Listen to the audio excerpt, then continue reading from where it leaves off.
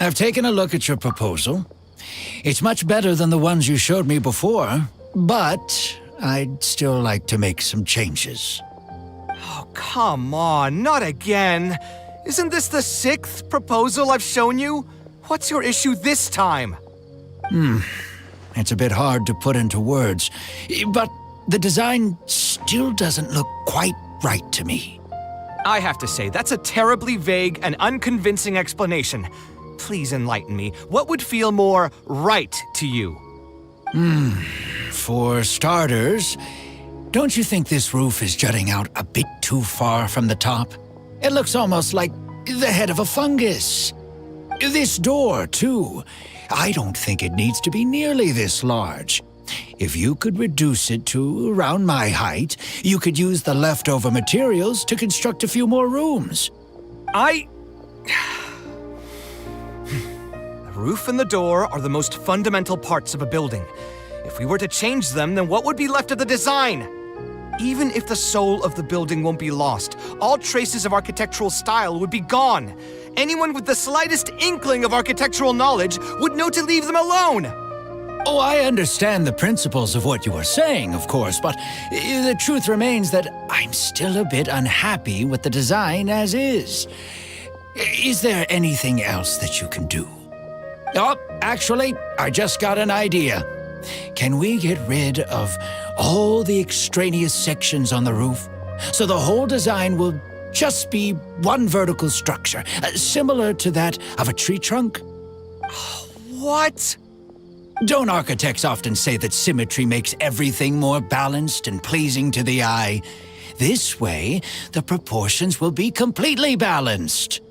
I really don't know how you managed to come up with such a ridiculous idea. Wait, don't tell me. Someone hired you specifically to commission me and put me through the ringer? Come to think of it, though, I really don't think I've gotten on anyone's bad side recently. Anyway, that's it. I will not be working on this commission anymore. Goodbye. Maybe you can find yourself some other genius who'll be able to satisfy your demands. Hey, young man, please wait! Oh.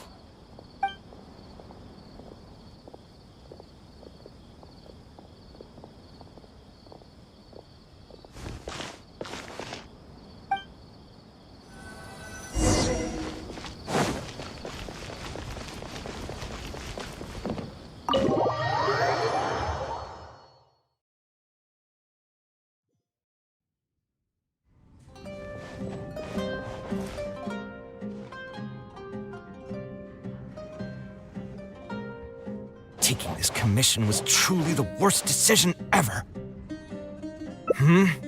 Oh, hey, I wasn't expecting to run into you here. Actually, while we're on that, what are you doing here at the tavern? Don't listen to anyone who says that drinking is an elegant pastime. It's no good for your health. So you saw all that, did you?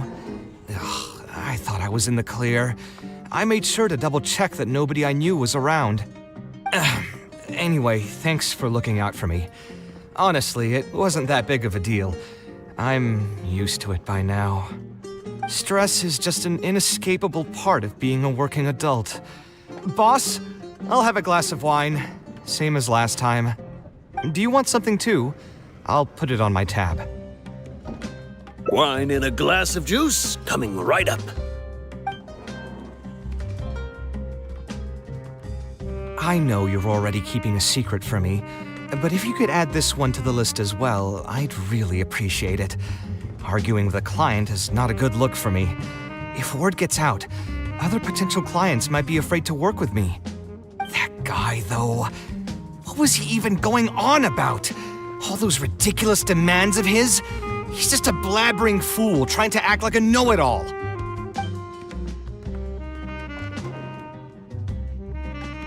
Another glass, please, boss. I'm not leaving today till someone has to carry me out. You've got it, sir. I gotta say, though, it almost feels like you're saying that every other day now. It really is every other day that you'd run into a client who knows nothing about construction requirements or architectural style. If this was in the past, I'd never have gone through 6 whole drafts trying to accommodate the client's preferences. But perhaps getting used to this just means that I've grown numb to it.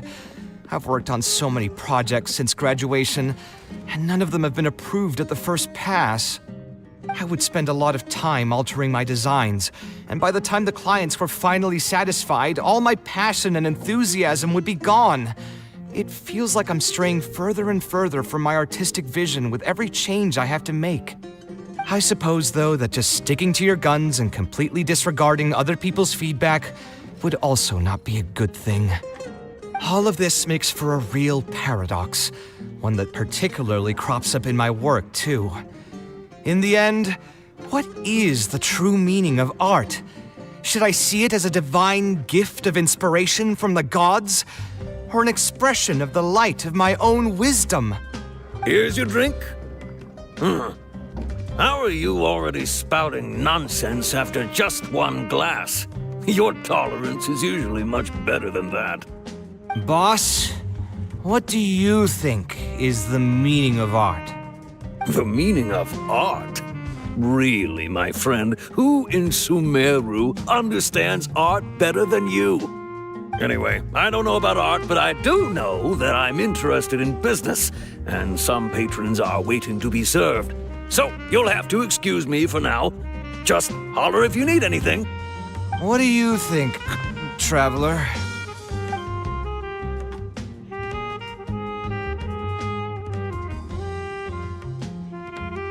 Exactly.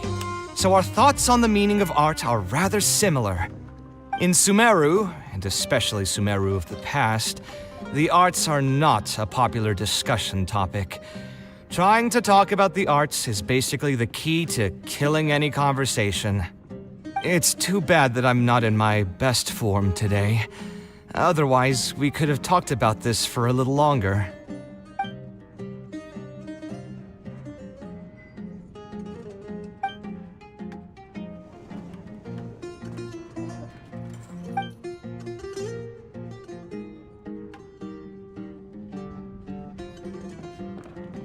Sounds great to me. I don't even want to think about this project anymore.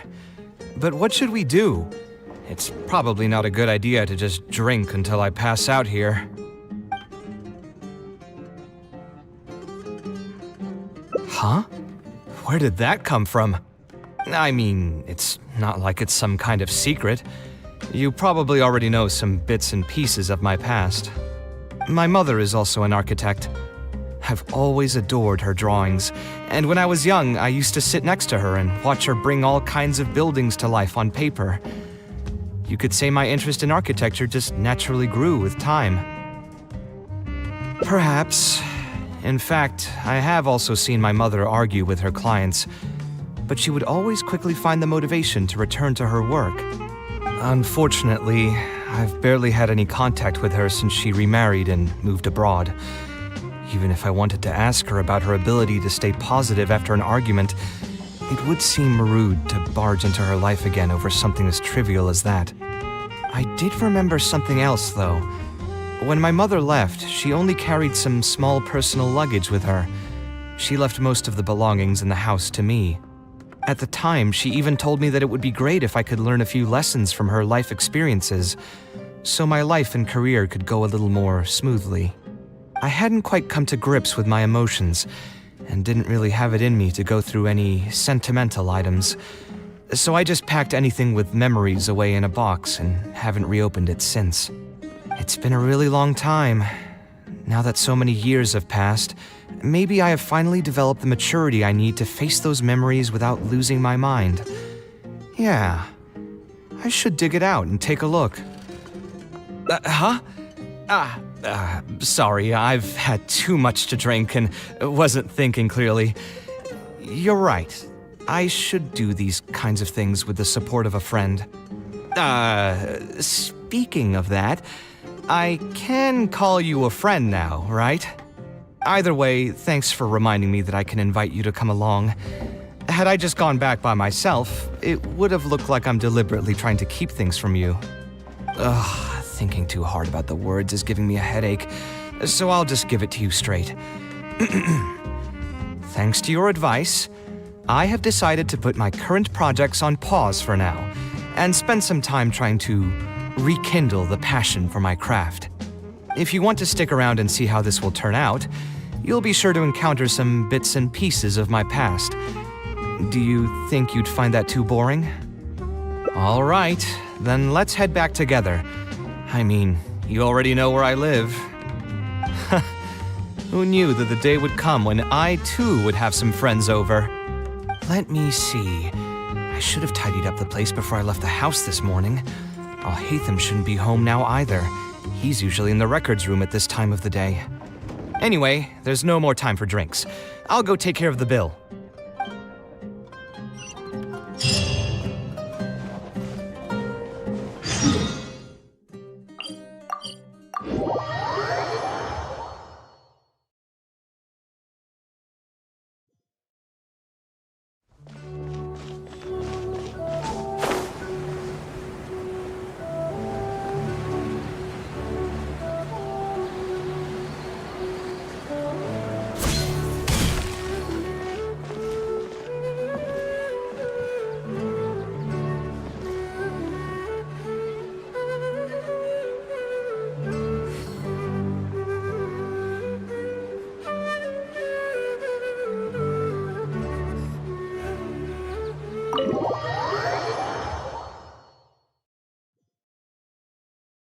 Alhaitham isn't in, so feel free to sit wherever. I'll bring out the box.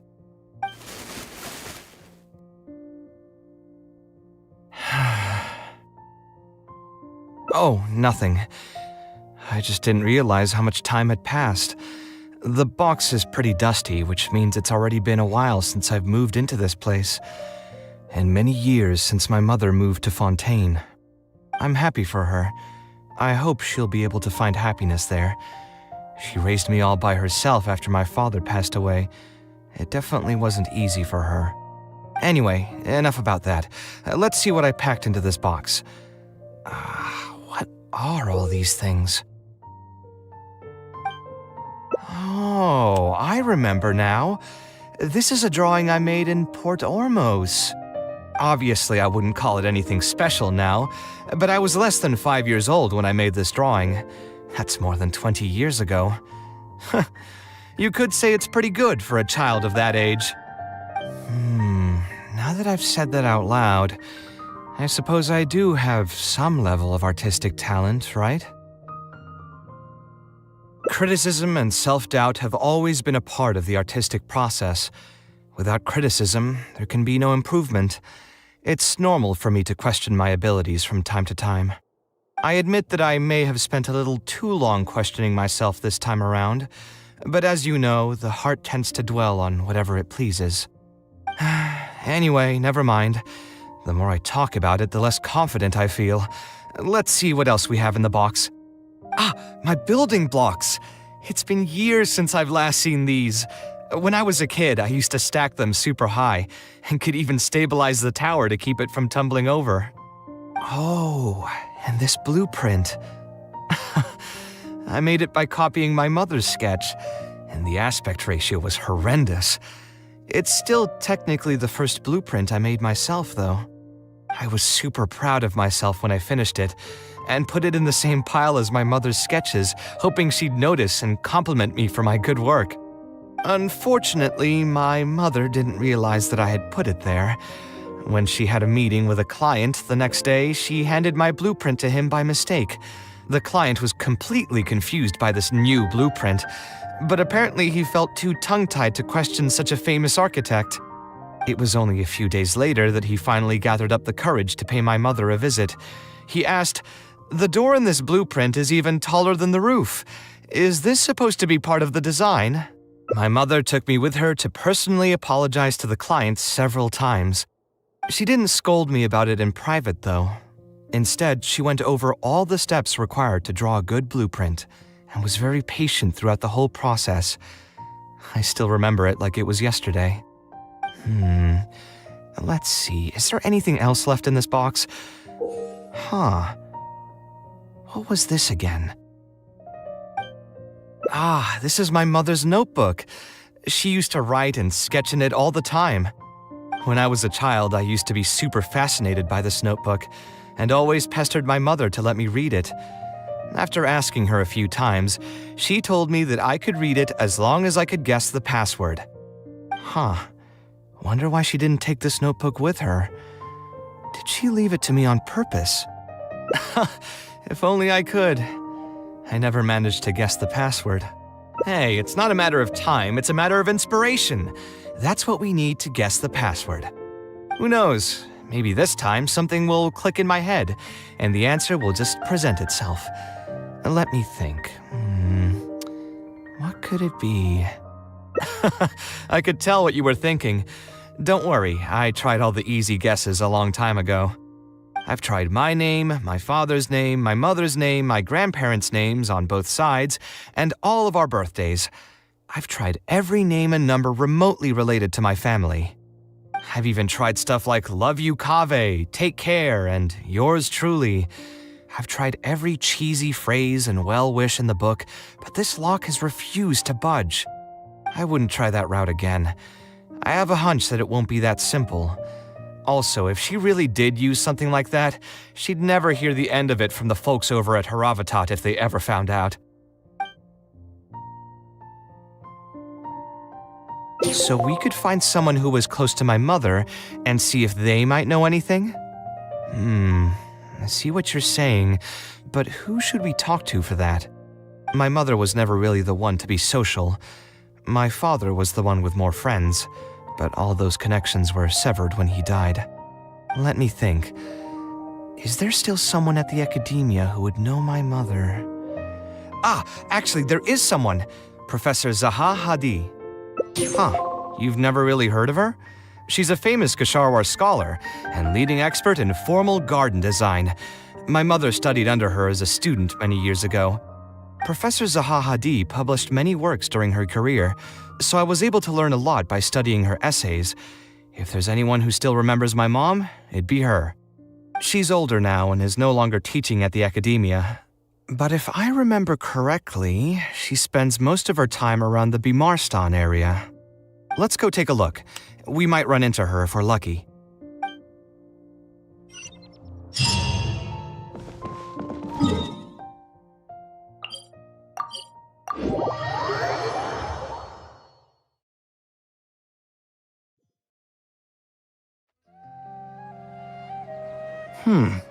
What am I supposed to do now?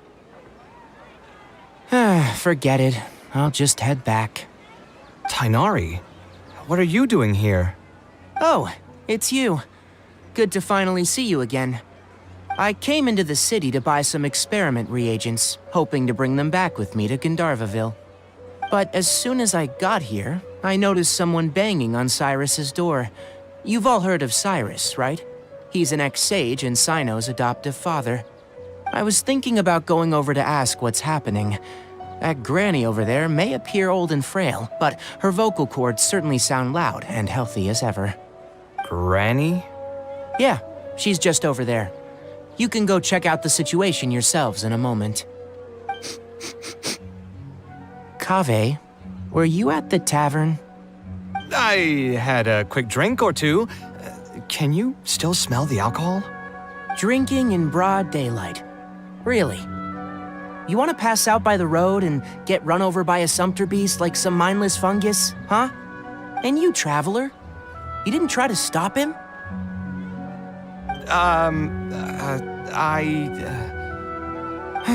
You look like a wreck, Kaveh. What happened? Are you feeling down again? You know what? I'm hosting a meal at Pardistii tomorrow evening. Do you want to come? Huh? Oh, I had no idea.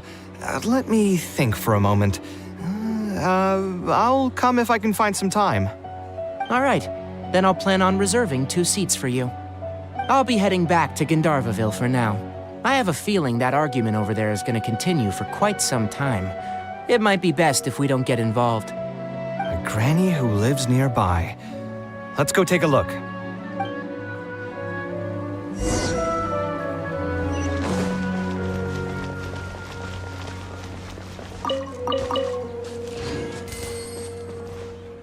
Ha! So, plan on keeping yourself locked in there, huh?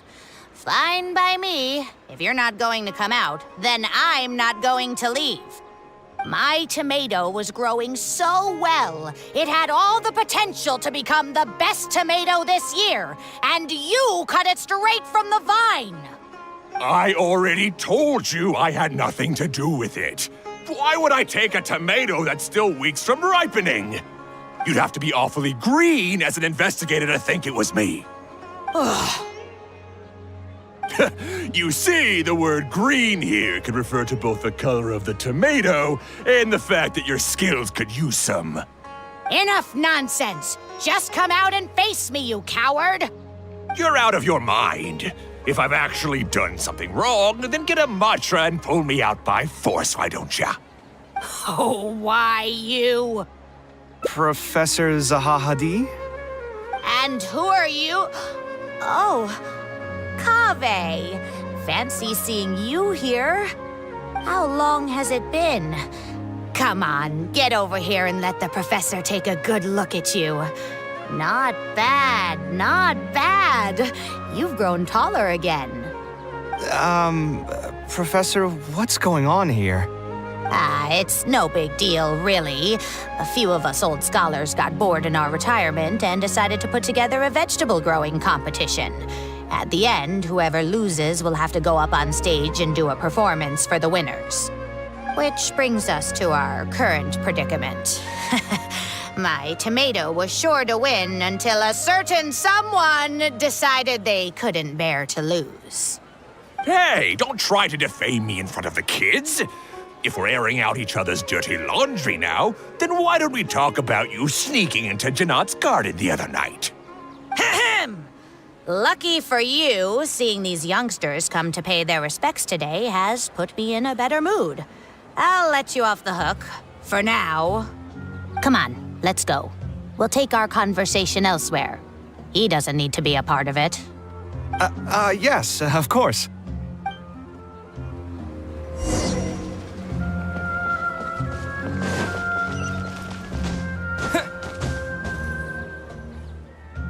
Is Faranak still doing well? Yes, as far as I know. She left for Fontaine some time ago and started a new life for herself. She's still doing work related to architecture, though. Ah, yes. I did hear about that. Did that upset you at all?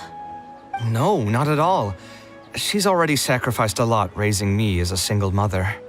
That's good to hear. Your mother did struggle quite a bit those few years. It's probably a good thing that she found a new place to call home. Sometimes I wonder if things were harder for her because she was so beautiful.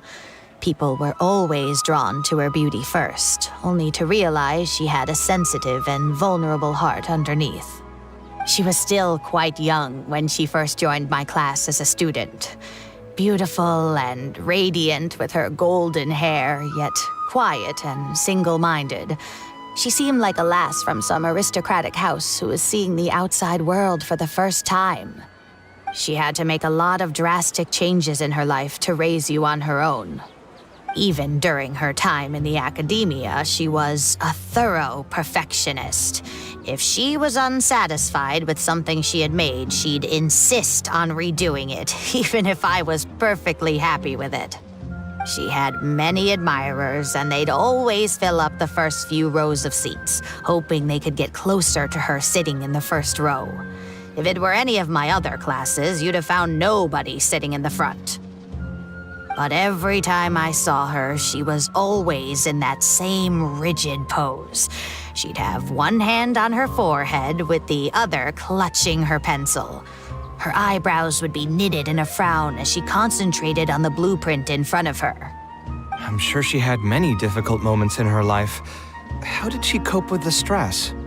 I'm not too sure. She never talked about such things with me. She rarely opened up to other people, you know. I do remember one time, though, when she got into a heated argument with a friend. She said something I found very memorable. She said, "True art cannot be understood, but as an artist, I wish some people could understand its meaning and value."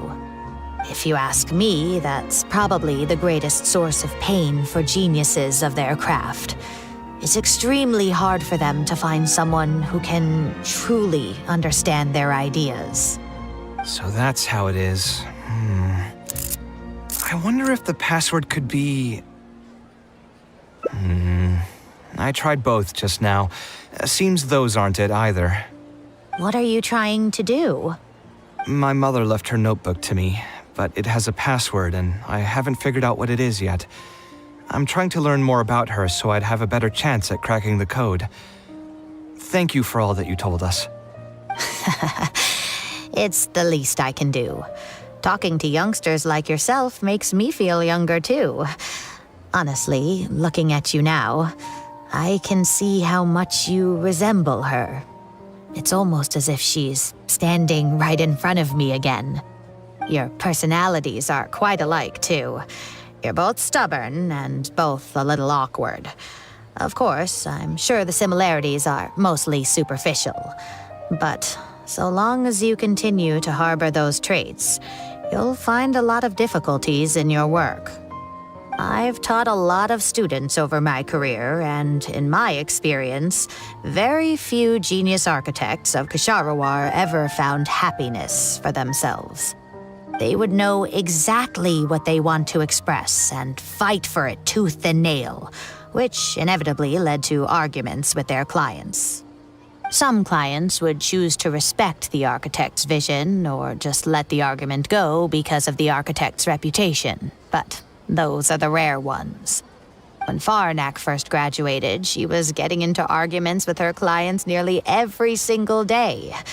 I think it only got a little better when she met your father. I see. But could he understand the designs my mother made? No, I think they were probably beyond him, too. But despite that, he still stayed next to her, listening to her joys and sharing in her sorrows. Faranak had many admirers, but she ended up choosing your father. His support probably played a part in that decision. So instead of understanding, perhaps all we need is just companionship. Huh. It worked!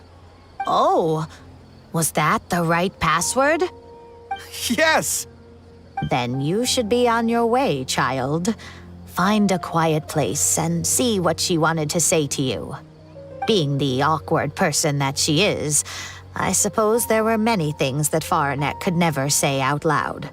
Instead, she probably left them in her diary, hoping that they would make their way to you one day. If you're ever in a mood to chat again, just come and find me here. You're always welcome to discuss architecture topics with me as well. Thank you so much, Professor.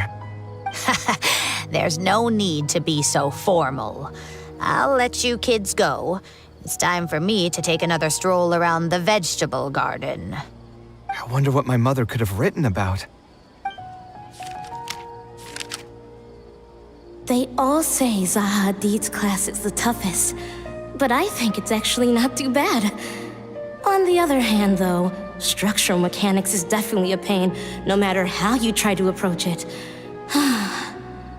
I doubled down and managed to get through it in the end. I met someone special. At first, I didn't think much of him, but now, I feel very happy whenever I get to spend time with him. We decided to name our son Kaveh. I don't think a younger me would have ever imagined forming such an intimate bond with another person. Back then, I lived only in the shadow of myself, as well as that of the dream in my heart. The bad news came. And even though it's been several days now, I still can't bring myself to come to terms with what happened. My eyes are so swollen it's hard to see. What if they're all lying to me? And this is just a long, cruel dream. But I have to face reality. I still have someone to take care of. No matter what happens, I'll do my best to raise my son on my own.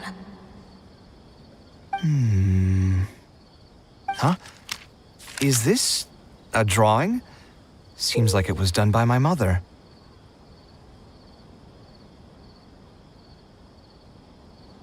This blonde man was probably my father, but who are the other people in the picture?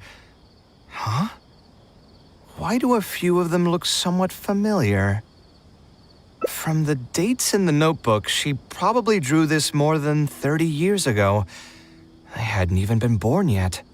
Maybe we were thinking too much. Oh, there are a few lines written in the diary about this as well. The one who invited us to the gathering is a talkative woman. Including us, 3 couples showed up. There was also a person who came alone. The talkative woman introduced everyone to each other. She spoke really quickly, so I couldn't quite catch everything she said, but I also didn't feel like asking her to repeat herself. My husband seems to be friends with the man with long ears.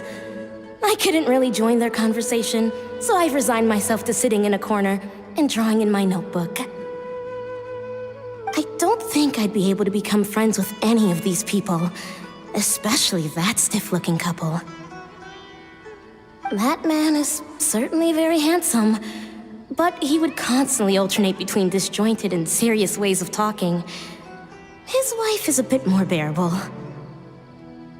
We were not acquainted with each other to begin with, and I doubt we'll see each other again after this gathering. The ambiance of this gathering is surprisingly pleasant, however. Talking to people can allow us to find some peace after a long day.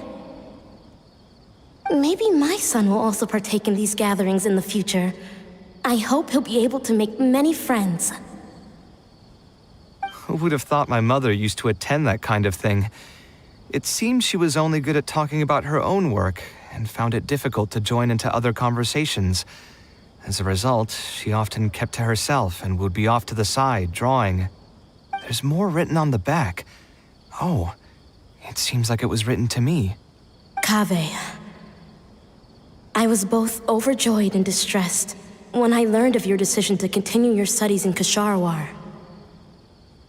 You are very talented, and I am confident that you will become an architect of much acclaim. However, the more talented you are as an artist, the more misery and anguish you may encounter. No one will be able to help you during your journey as an artist. But outside of your life as a creator, you can learn to form connections with other people and enjoy many other things in life. It's the only way to alleviate your suffering. Whenever you feel down, seek out a friend to sit and have a chat.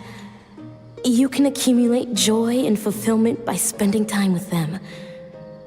The positive feelings you gain will get you through the long and difficult years. Never forget that companionship is the most important thing of all. So that's the answer she prepared for me.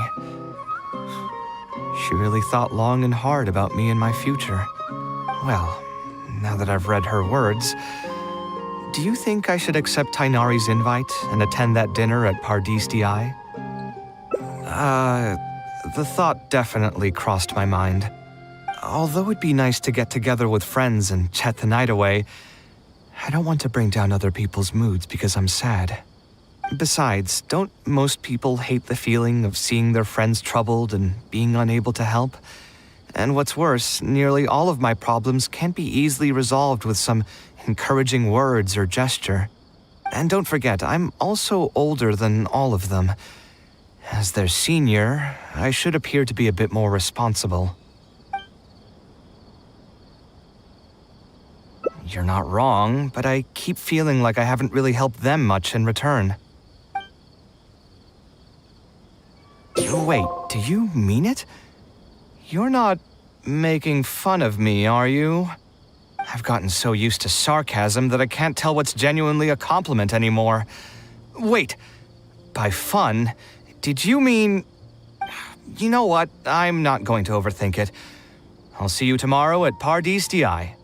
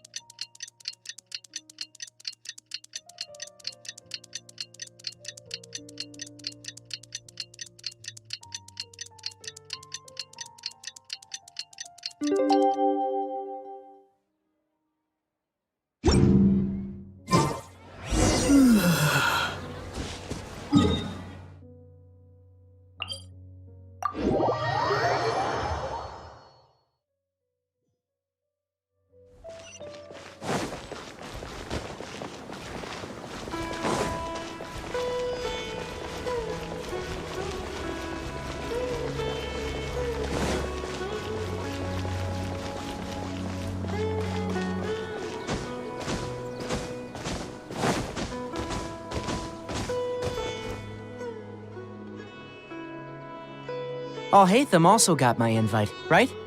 Will he be coming to join us? That guy? He's never been a fan of social gatherings. I wouldn't get my hopes up if I were you. Are you sure? All right then. I guess we won't wait for him. Yeah, let's go. I mean, maybe we should give him a little more time. We can keep chatting for a while longer. Oh, sure. You still haven't told me, what's the occasion for getting us together here at Pardis Di? We're celebrating the end of the first phase of Kaveh's studies. I wanted to thank you all for the help you've given her along the way. Then where's Kaveh? She said she wanted to show everyone a bit of what she's learned, so she's still doing some last-minute prep at home. She'll be here shortly. Anyway, let's get started. To tell you the truth, I'm actually not so confident that the second phase will go as well as the first. The curriculum will become a lot more involved, and I'm worried that she won't be able to get through all of it. I was hoping we could brainstorm about it together before she gets here. I knew this wouldn't be just a simple free dinner. Is that why you also invited Alhaitham? Yes, I thought it would be good if we could all put our heads together about this. Anyway, let's take a quick trip down memory lane. What did you guys do when you ran into a problem that you didn't know how to solve? Or got assigned a project that you knew you weren't gonna finish on time? Never happened to me. I'd just pull another all-nighter. You two are hopeless. Does anyone have a more useful answer to the question? Ooh, that's a good point. Confidence is the most important thing. Once you lose your sense of confidence, it'll become all but impossible to find the motivation to study. This could be a potential direction. I have already redesigned the literacy curriculum, and I was originally hoping to ask Alhaitham for his opinion, but... It's very simple. Instead of focusing on the amount of material you would like to teach, focus on the amount the student would be able to remember. Wow, you actually showed up. I could probably count the number of times you've actually come to gatherings like this on just one hand. It's still more than the number of times you've managed to get a proposal approved on the first try. As long as you're still aware. So, what made the difference this time? Are you looking to drink your sorrows away with some friends? That's your purpose for being here, not mine. Don't project your ways of thinking onto me. So you're saying the only reason you came is to help Tighnari with his brainstorming? Precisely. Kaveh will have a long road in front of her. Hey, just to get one thing clear. Even if Kaveh manages to make her way to the academia, we cannot let her enroll in her avatat. Ksharawar is obviously the best choice for her. She's been a trainee forest ranger for so long, she'll definitely be good with her hands. What are you saying? Spawn Tamad is the better choice. It's where I graduated from, after all. Then what about Amorta? That's the darshan her master actually graduated from. There are only 2 other Darshans left. We might as well select all of them on her enrollment application. I'm trying to have a serious discussion here. Traveler, you aren't associated with any of the 6 Darshans.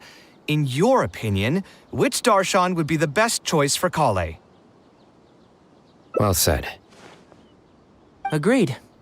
And my goal in inviting you here was to gather some thoughts on the execution of this second phase. Phase 2 far exceeds Phase 1 in both curriculum complexity and the speed of instruction. I hope Kaveh has prepared herself for what is coming. Hey, what are you thinking now? Please don't tell me you're planning on lending her those abstruse books from your home library.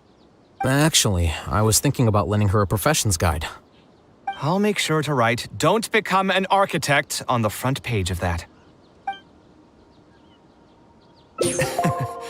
You're right, I can't deny that. Is there another phase after Phase 2? What's the ultimate goal of all of this? Are we trying to prepare her for a job in the academia? We don't need to think that far ahead. Hold that thought, though. I think my vegetables are done.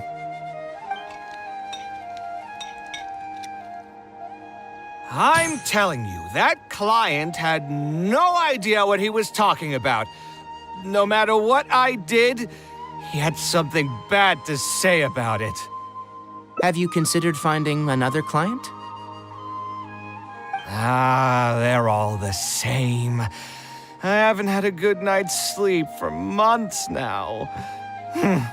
Who do they think they are, ordering me to alter my design over and over again just because they have some mora? It's too late now to change careers. You might as well try to find some joy in the pain. Besides, you'll be getting up in the middle of the night to make edits to your own design even when the client doesn't request it. No. That's not true. Cheer up, Kaveh. I'll tell you a new joke. We'll save that for the end, Sino. You can keep it to yourself until then. Whatever. I'm not going to use my brain anymore. Let's drink tonight to our heart's content.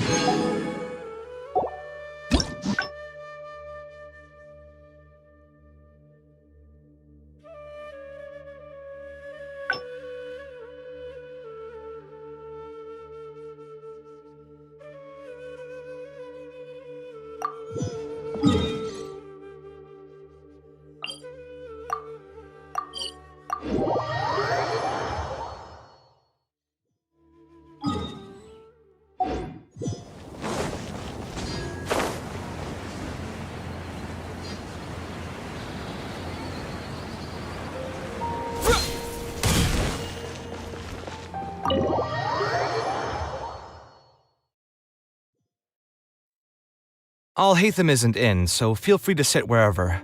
I'll bring out the box.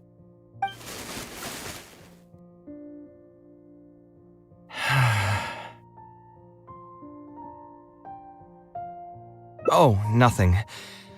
I just didn't realize how much time had passed. The box is pretty dusty, which means it's already been a while since I've moved into this place, and many years since my mother moved to Fontaine. I'm happy for her. I hope she'll be able to find happiness there. She raised me all by herself after my father passed away. It definitely wasn't easy for her. Anyway, enough about that. Let's see what I packed into this box. What are all these things? Oh, I remember now. This is a drawing I made in Port Ormos. Obviously, I wouldn't call it anything special now, but I was less than 5 years old when I made this drawing. That's more than 20 years ago. You could say it's pretty good for a child of that age. Now that I've said that out loud, I suppose I do have some level of artistic talent, right? Criticism and self-doubt have always been a part of the artistic process. Without criticism, there can be no improvement.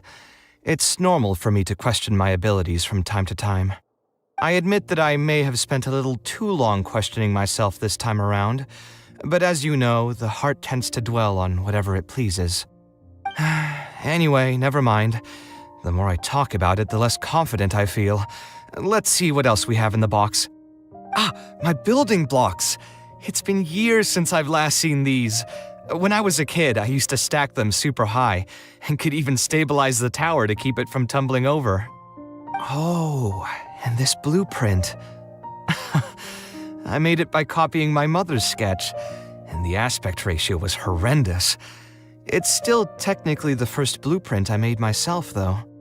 I was super proud of myself when I finished it, and put it in the same pile as my mother's sketches, hoping she'd notice and compliment me for my good work. Unfortunately, my mother didn't realize that I had put it there. When she had a meeting with a client the next day, she handed my blueprint to him by mistake. The client was completely confused by this new blueprint, but apparently he felt too tongue-tied to question such a famous architect. It was only a few days later that he finally gathered up the courage to pay my mother a visit. He asked, "The door in this blueprint is even taller than the roof. Is this supposed to be part of the design?" My mother took me with her to personally apologize to the client several times. She didn't scold me about it in private, though. Instead, she went over all the steps required to draw a good blueprint, and was very patient throughout the whole process. I still remember it like it was yesterday. Let's see, is there anything else left in this box? What was this again? Ah, this is my mother's notebook. She used to write and sketch in it all the time. When I was a child, I used to be super fascinated by this notebook, and always pestered my mother to let me read it. After asking her a few times, she told me that I could read it as long as I could guess the password. Wonder why she didn't take this notebook with her. Did she leave it to me on purpose? If only I could. I never managed to guess the password. Hey, it's not a matter of time, it's a matter of inspiration. That's what we need to guess the password. Who knows? Maybe this time something will click in my head, and the answer will just present itself. Let me think. What could it be? I could tell what you were thinking. Don't worry, I tried all the easy guesses a long time ago. I've tried my name, my father's name, my mother's name, my grandparents' names on both sides, and all of our birthdays. I've tried every name and number remotely related to my family. I've even tried stuff like "Love you, Kaveh," "Take care," and "Yours truly."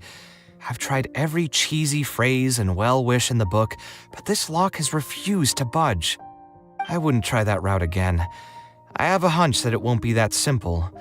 Also, if she really did use something like that, she'd never hear the end of it from the folks over at Haravatat if they ever found out. Yeah, you're right. Although I was hoping to find some words of wisdom from my mother, if I stop and think about it, her words may not be the advice that I need to hear right at this moment. Everyone's life journey is different. Traveler, you've visited many lands and met many people, so I'm sure you've run into situations where some advice wasn't exactly suitable for the situation at hand. I just got an idea though. If I want to rekindle the creative passion that I had before, instead of trying to unlock an old notebook, why don't I take a walk around the parts of town that had changed my life? What do you think? I'm glad you agree. Then let's start by taking a quick stroll around the academia.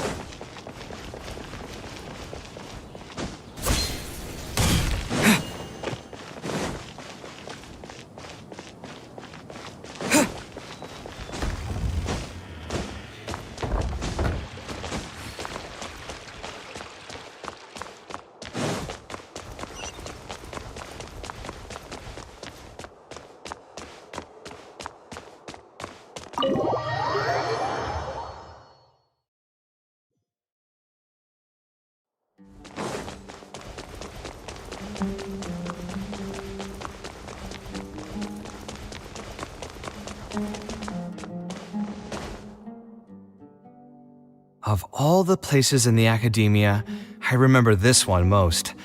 When my studies got busy, I used to pull all-nighters here trying to finish my blueprints. Who doesn't miss their time at the academia? Life was a lot simpler then, and we all had far less troubles. I created many designs that I thought were beautiful in the House of Dana. I drew whatever came to mind, since I didn't have to care about budget constraints or turning them into reality. If I had to give a reason, it'd probably be because I like the ambiance here. The academia also had a rule that allowed scholars to annotate any physical books they came across. As a result, the books here are chock full of scholars' wisdom across many generations.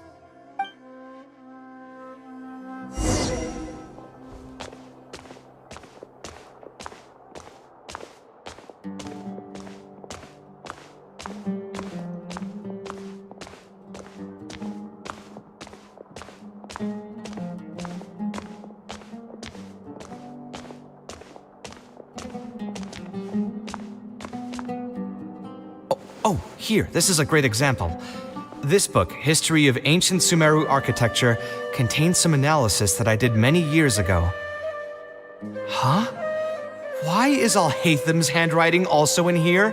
When did he ever read this book? I guess it's probably from when we worked on that research project together.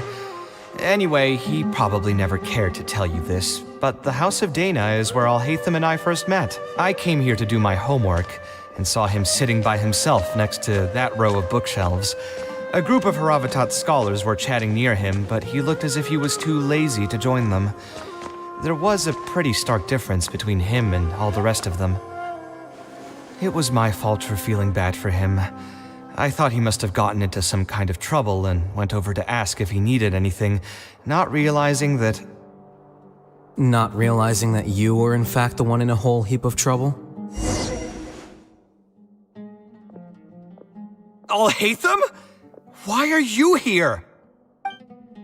The House of Dana is a public space. Anyone can come here, no?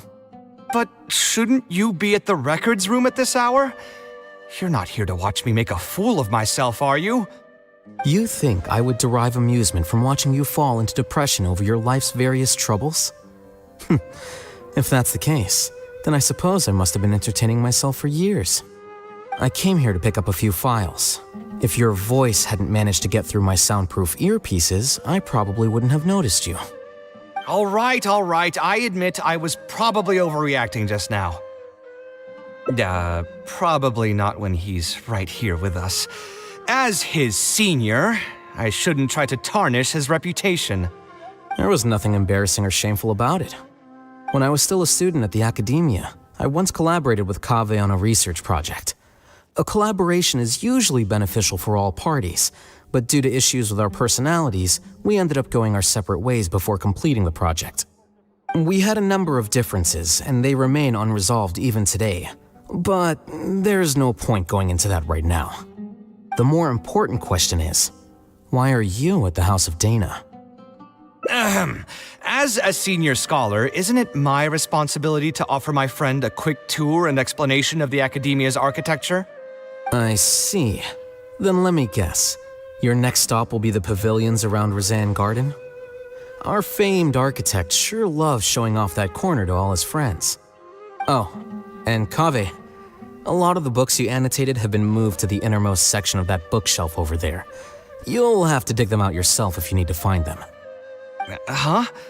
But why would you know that? Don't tell me you finally had an epiphany and realized that there's great virtue in respecting your elders' work. Sure, if that will give you some self-confidence. Leave any words of thanks you may have to the ex-Grand Conservator. The last time he was here, he was complaining that he had received reports from current students.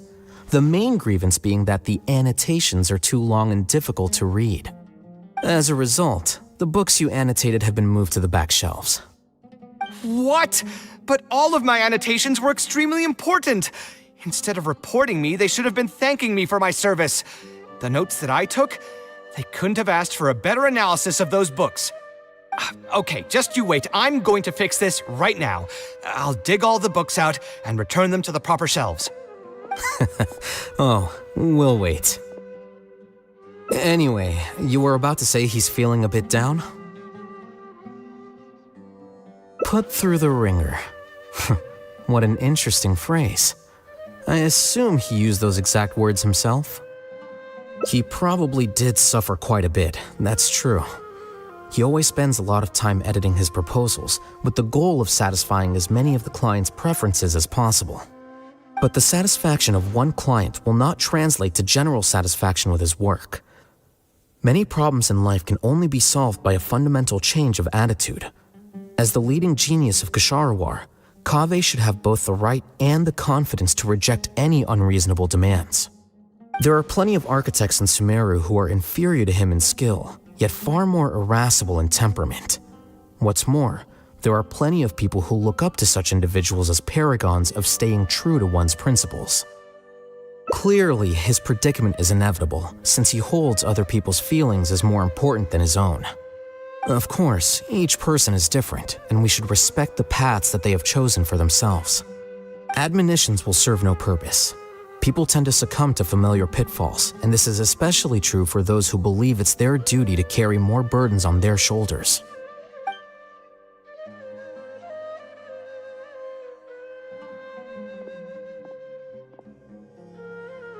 Looks like you were having an enjoyable chat while I was gone. Were you talking about me by any chance? What do you think? What else is there to talk about? Surely no one would be interested in talking about the files that you were browsing through earlier. Anyway, you should take a look at this. Look at this comment on page 82. Dear Kaveh, thank you so much for annotating this book in such detail. It was a great help to me. See that? Now that's how a student should treat their seniors. And it looks like you're already in a much better mood now. It really doesn't take much to make you happy, huh? Me happy? I'm mocking that retired blockhead for being so full of himself. He understands nothing about the true beauty of architecture. When I can find some time, I'll have a serious talk with him about making sure these books are put where they belong. Why don't you just move all the books yourself? It's not like he hasn't cursed you out before. What was that nickname he gave you while you were in the academia? The Urchin of Ksharawar? Kaveh had a habit of scribbling and writing in all kinds of books. Hey! You didn't need to bring that up. At least not when I'm still standing here. Oh, actually, I also found a really old sketch in one of the books over there. See? Doesn't it remind you of something? Huh? Don't tell me even you don't get it. Don't ask me. This is the time you specifically put aside to brag about yourself. Feel free to hoard all the spotlight you want. You... In that case, allow me to explain.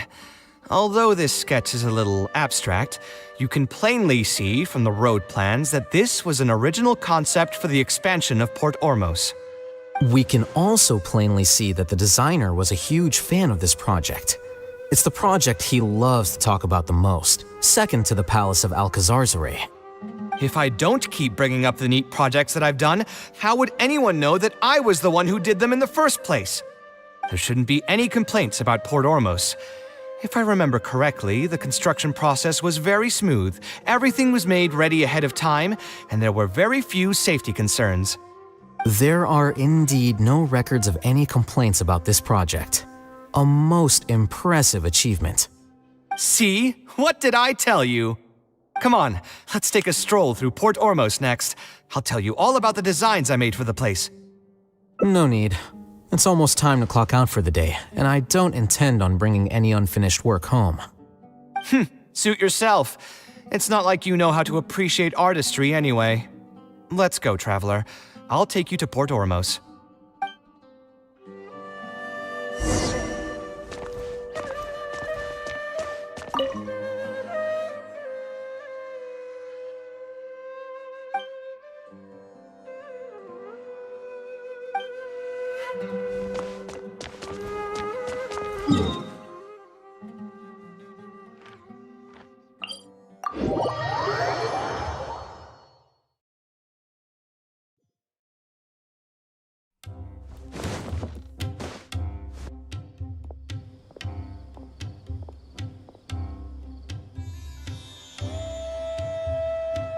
Port Ormos.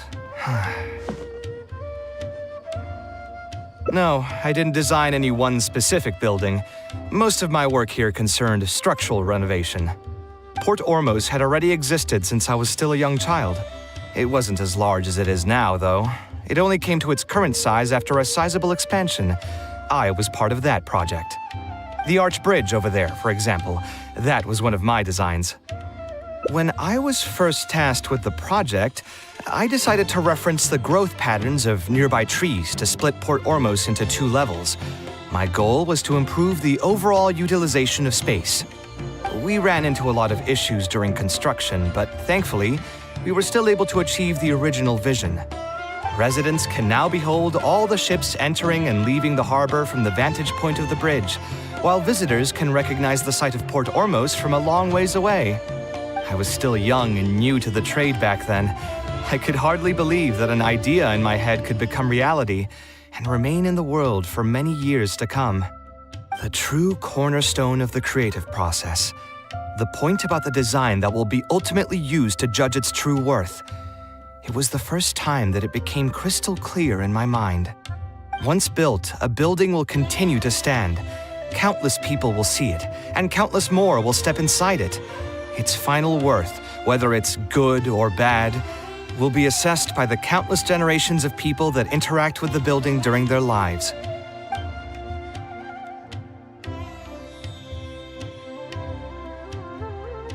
You think so? I'm glad to hear that. But even with this project, I still had one small regret. My budget was tight, and I was unable to use the higher quality timber I had originally intended for the design. I knew that some concessions on aesthetics would be needed as soon as I agreed to a proposal that prioritized the practical functions of the project. Us creative types know better than anyone that most projects cannot be completed without a few regrets. Even the Palace of Alcazarzare was not perfect. Yeah, you're right. I should learn to look toward future opportunities and believe that any regrets I have can be overcome in time. We've spent long enough here. There's still one last place I want to go, but it's a little far. Would you be interested in a quick trip to the desert? Great. Most of my projects over the last few years have had something to do with the desert, partially because there's a special place there that I often visit. This is a rare opportunity, so why don't you come along and see it for yourself? If you ever feel down, maybe you'll be able to go there and feel better too.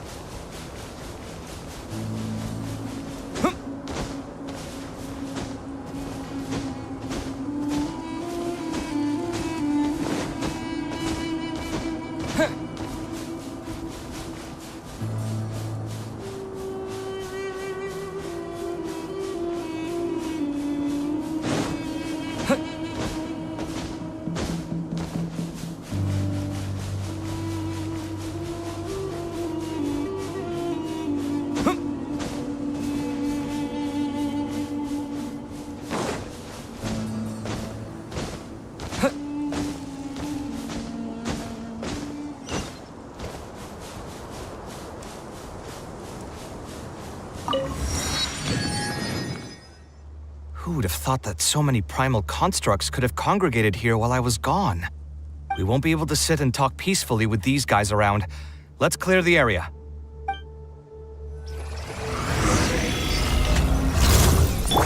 Don't get frostbite.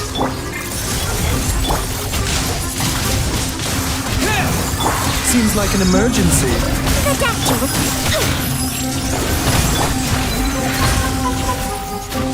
Hey-ya! Freeze! Shadows of fate! Ha! Cool it! Sight clear!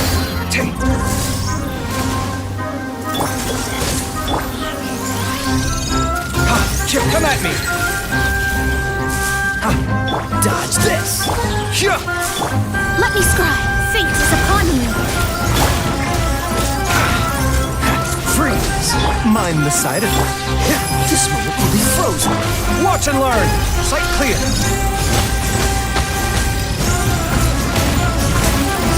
Hey! Cut it out! Look at you, a seal! Remember, health comes first. Dodge this! Come at me!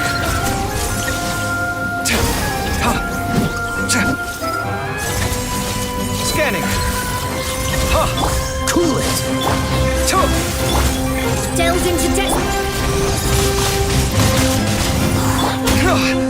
Come at me! Feast your eyes! Sight clear!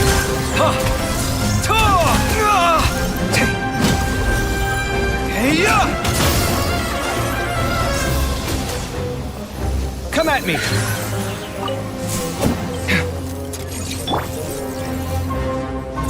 Dodge this! Scanning!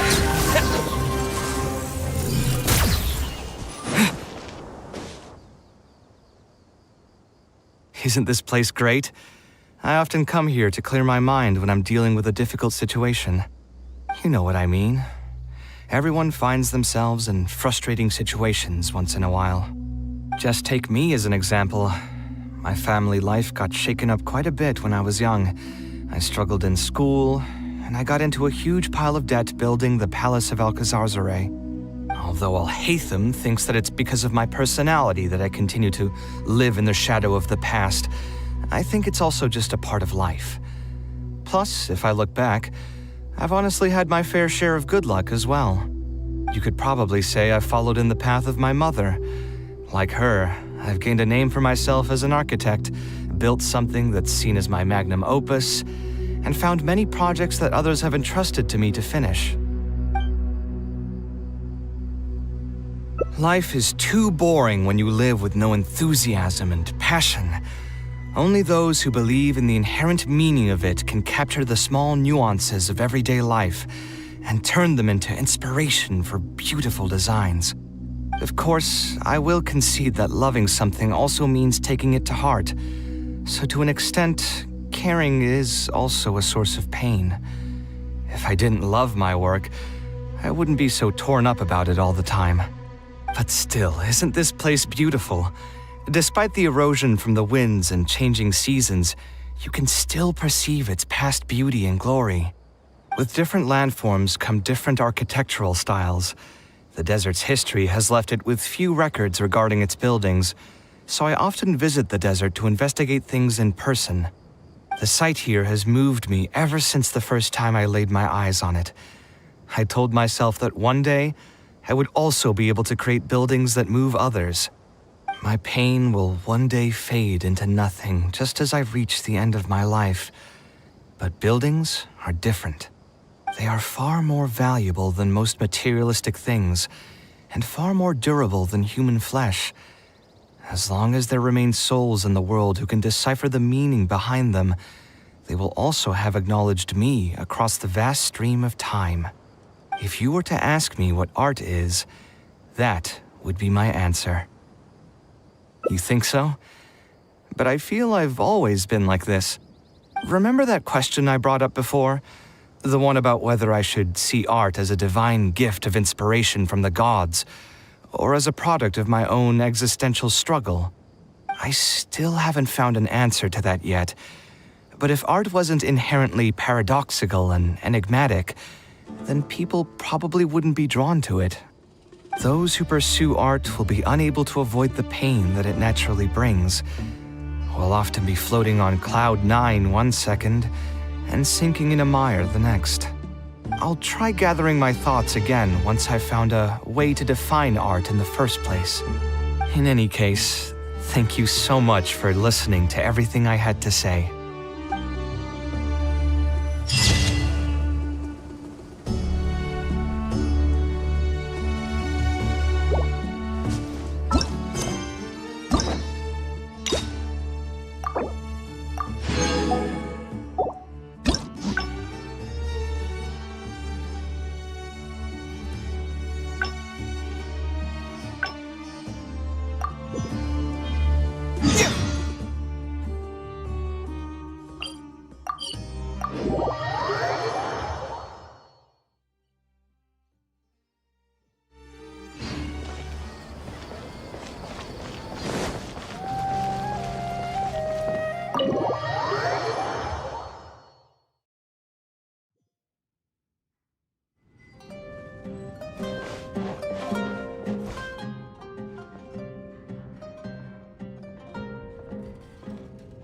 Taking this commission was truly the worst decision ever. Oh, hey, I wasn't expecting to run into you here. Actually, while we're on that, what are you doing here at the tavern? Don't listen to anyone who says that drinking is an elegant pastime. It's no good for your health. So you saw all that, did you? Ugh, I thought I was in the clear. I made sure to double-check that nobody I knew was around. Anyway, thanks for looking out for me. Honestly, it wasn't that big of a deal. I'm used to it by now. Stress is just an inescapable part of being a working adult. Boss, I'll have a glass of wine, same as last time. Do you want something too? I'll put it on my tab. Wine in a glass of juice, coming right up. I know you're already keeping a secret from me, but if you could add this one to the list as well, I'd really appreciate it. Arguing with a client is not a good look for me. If word gets out, other potential clients might be afraid to work with me. That guy, though, what was he even going on about? All those ridiculous demands of his? He's just a blabbering fool trying to act like a know-it-all.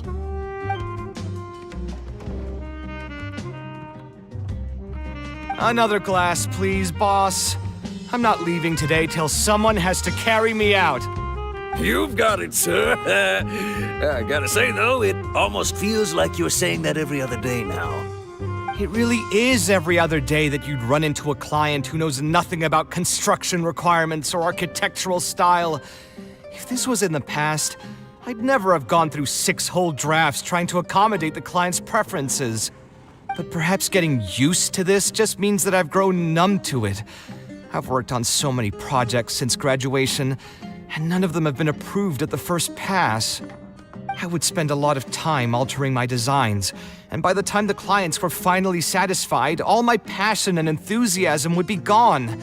It feels like I'm straying further and further from my artistic vision with every change I have to make. I suppose, though, that just sticking to your guns and completely disregarding other people's feedback would also not be a good thing. All of this makes for a real paradox, one that particularly crops up in my work, too.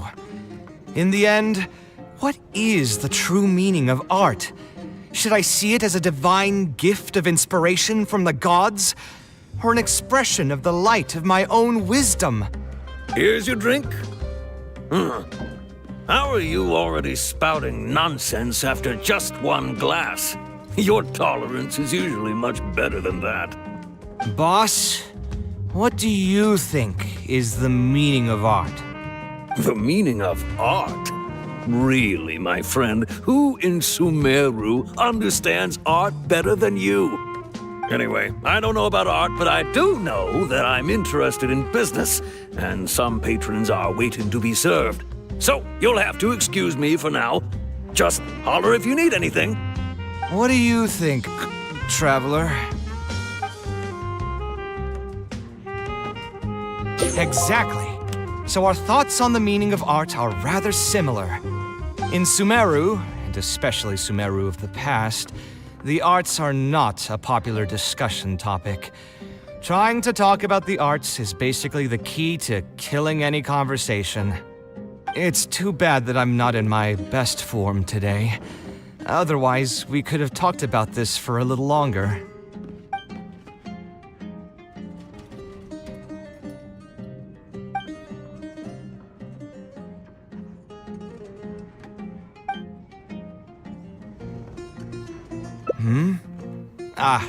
Thanks for offering, but you've seen how he is. He's not going to listen to anything I say. He understands nothing about my design, and all the suggestions he made were as if he just wanted to mock me. Okay, it is possible that I was just jaded by my frustration. Well, given I'm already on my 6th draft, I can probably push myself to make a 7th. Let's go have another talk with him. I know where we'd be able to find the guy. There's no time to waste. The wine can wait until another time. I'll go take care of the bill.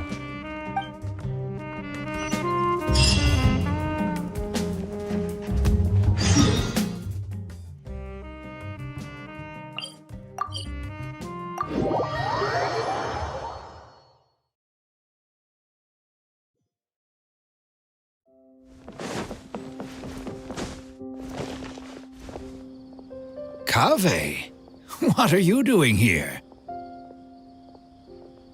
I've changed my mind. I was overreacting earlier. Can we try discussing the project some more? My apologies as well. Now that I think about it, some of my requests were indeed a bit unreasonable.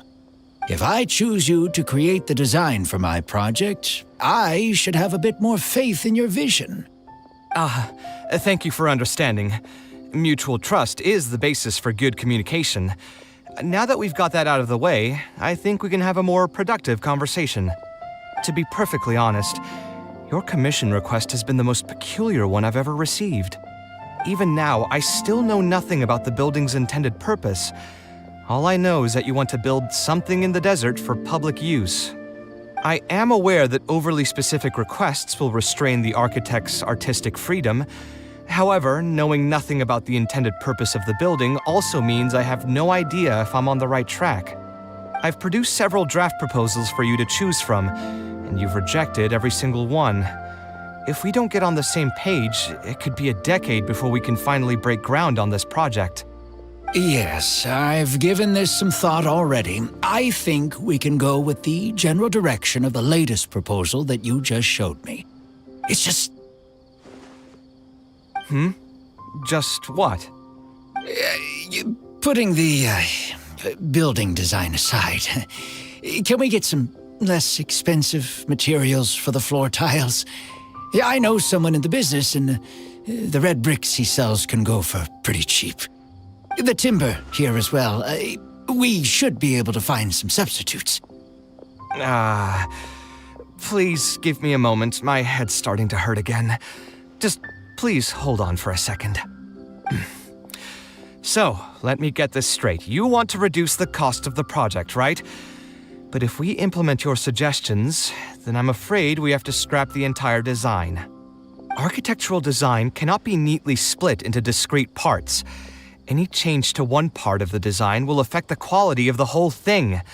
I decided to utilize high-end timber for this section because the weight-bearing structure requires the supporting materials to be durable and strong. Same with the tiles. Switch them out and the entire mural will have to be redesigned. More importantly, if we make such a change, both its practical functionality and aesthetic value will take a great hit. If all you need is a building with a roof that can keep people dry in the rain, you shouldn't have commissioned me. Many architects would be able to build you one of those while charging far less in commission fees. Actually, Please tell me, are you absolutely sure that there's no room for any changes in this draft of the design? I think the most important thing for me is to understand what you would actually like to get. If you could tell me more about your vision, I might be able to work with the design some more. You are the client, after all. You should have the final say on how the project turns out. I want to build something unique. Something quiet and warm inside. A refuge that can block out the world outside. I want all who enter this building to be able to temporarily forget everything that's going on outside of the building and just focus on their task at hand. That's a bit more information than last time, but it's still extremely vague. To put it another way, every rich person who wants to build a mansion for themselves would request something like this. We've gone through many proposals, and this draft is already the cheapest one. Cutting costs by substituting building materials will not only detract from the overall effect of the building, it also won't save you much more in the grand scheme of things. Thank you for giving it so much thought. Please give me some more time to mull over the budget. I'll get back to you once I've figured out a solution. I still have a few business meetings that I must attend, so I'm afraid I'll have to leave for now. You can just leave the proposal as is. I'll get in touch once I've given it some more thought.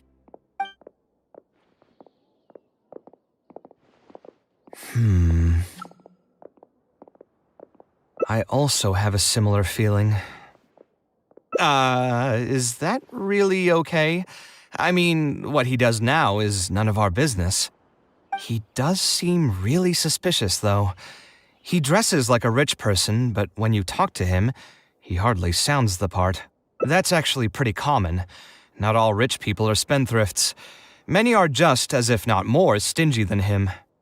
The more mora some people have, the more they love interfering with people's lives. Like constantly reminding you to pay back your debts, or hinting every other day that it's time for you to pay rent. Actually, now that I think about it, I'm not even sure this person really wants to work on this project with me. Putting his vague requests aside, he's still finding excuses to procrastinate even when we've decided on a plan. Who knows how long construction will take if he keeps delaying things like this? We should find him again and get some clearer answers. The sooner we can break ground on this, the better.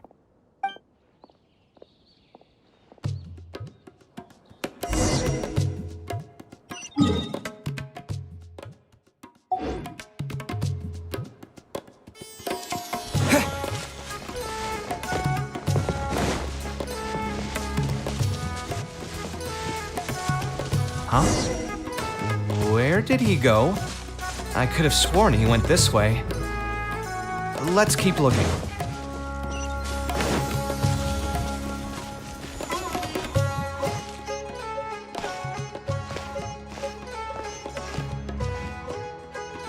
Oh, hey, look!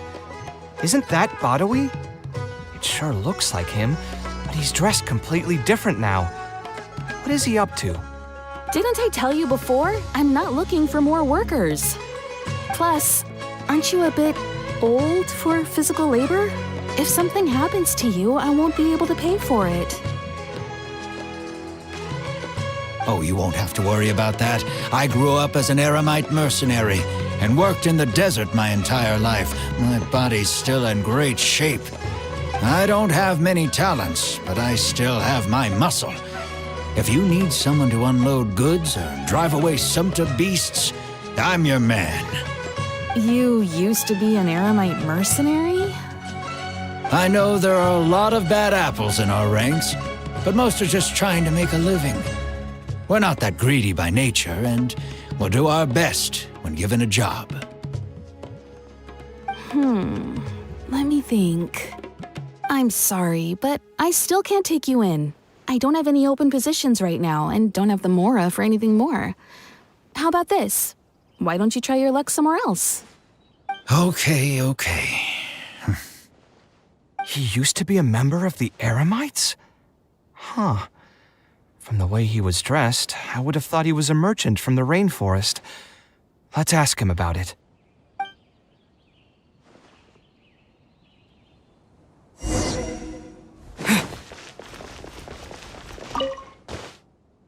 We meet again. Huh? Why are you guys here? That's what we wanted to ask you. Who are you? Why did you dress up like a merchant to talk to me about our project? There's no need for us to continue this project if you still want to keep hiding things from us. I don't work with individuals I can't trust. Believe me, I didn't have any bad intentions. It's just... All right, there's no point hiding anything anymore. The building I'm trying to commission you for is not really a personal residence for me, but rather a library for children living in the desert. A library? Funded entirely by yourself? Shouldn't this be the responsibility of the academia? I've heard that the academia will be looking to prioritize the desert with the allocation of educational resources and materials. It sent over a large shipment of regular goods just last month. You're right, and I was aware of these happenings as well. I just figured what I want to do is a separate effort from what's already being done by the academia. The desert is too vast. Even if the academia spends a lot of effort trying to disseminate knowledge in those parts, it might still take decades, if not centuries, to reduce the educational gap that already exists between the two regions. And what's more, I don't know if the academia would ever reverse its stance in the future. All I know is that as a desert dweller, we should not wait passively for good things to happen to us. If we only did that, we'd never be able to stand up and hold our heads high. I don't have much longer left on this world, so I just want to use whatever time I have to contribute something to my homeland. I didn't want you to know that I came from the desert. I've lived in the desert my entire life, and there wasn't anyone here that I could trust. I figured I needed as much safety as I could get. To the point that you even disguised your identity? That's certainly taking playing it safe to the next level. Hold on. Don't tell me you've also been scammed before. When I first came to Sumeru City, I brought a lot of Mora, hoping to find an architect that I could work with. Someone agreed to take on the project, and even took a sum of Mora from me, but then disappeared without a trace. After that, I heard that there are a lot of untrustworthy people in this business. Some would run as soon as they've been paid, while others would deliberately use expensive materials and take a cut of the construction funding. I spent a while collecting information in the city, and eventually learned that you're the most famous architect in all of Sumeru. I figured that you wouldn't need to make Mora by scamming people, so I decided to reach out to you. By the way, how did you know I was scammed? I don't think I've ever mentioned that to anybody. Just a hunch. A while ago, I accepted an offer to work on a project in the desert, and was also scammed out of a large sum of Mora. I ran into someone who was living in a pretty run-down house. I noticed a load-bearing wall on the verge of collapse, and suggested that I build a new house for him. He said that he had no way to pay for it, so I loaned him some of my own Mora, and told him to get some stone and timber from the local vendors. Soon after that, I found out that he had gone gambling with all the money, and lost everything, down to the last coin. And after that, he even borrowed Mora from me twice more, using a different excuse each time. I didn't even suspect him of any wrongdoing until he hired a group of mercenaries and tried to ambush me in his own house. According to him, I looked like an easy target because I was an academia scholar who didn't have any family or friends in the desert. What kind of person would just look at someone else and think, this guy looks like an easy target? Those kinds of things do happen every once in a while, yes. Folks like him are the exact reason why us desert dwellers' reputation have gone down the drain. I must apologize to you on their behalf. It's all right. You were also scammed by someone from Kasharwar after all. I should apologize to you on their behalf. Ultimately, neither of our experiences had anything to do with the desert or the rainforest. People who are new to an area are always easy targets for criminals.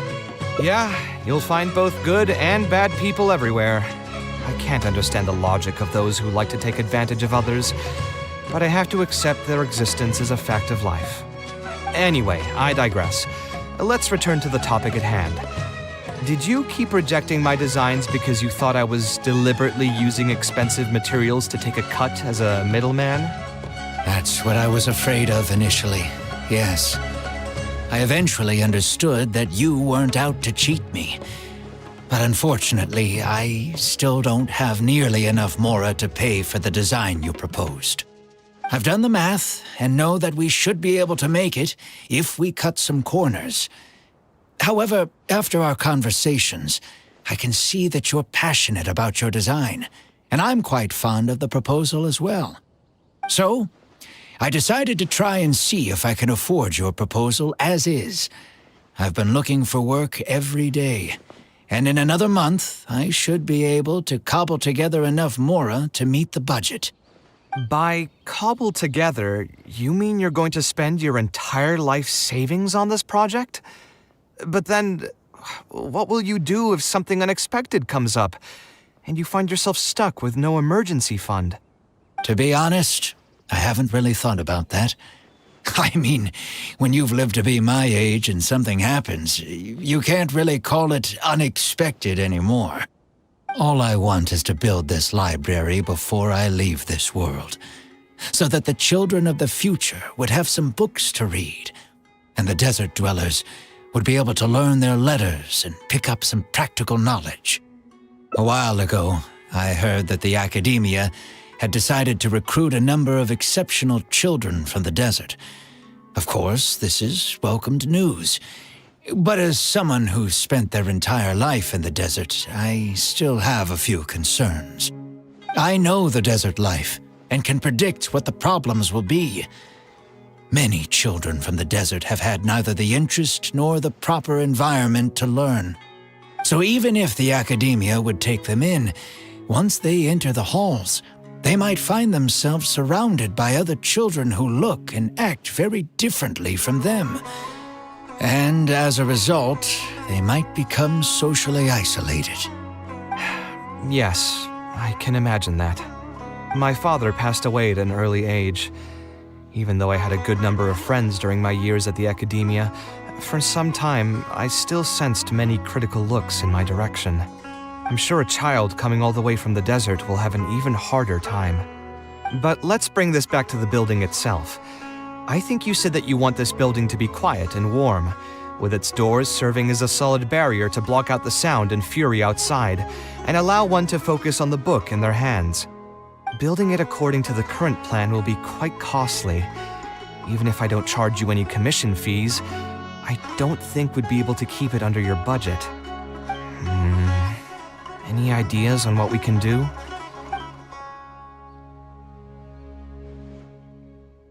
Sponsor the project? You mean convince wealthy merchants to join our cause and pool their money together to build the library? That does make sense. A library is a big project, and it's going to be hard to fund it with just a single person's mora. What do you think? If we can find others to sponsor the project, we could potentially increase the size of the building 2- or 3-fold. It's all fine with me, but where do you think we'll be able to find these sponsors? Well, you're right. If I really think about it, I'm not too familiar with many big-name merchants. Her? Hard pass. With her shrewd and greedy personality, she would never put mora into something like this. Now there's an idea. She probably won't say no if all she'll need to do is to make some introductions instead of spending mora. Let's go and pay her a visit.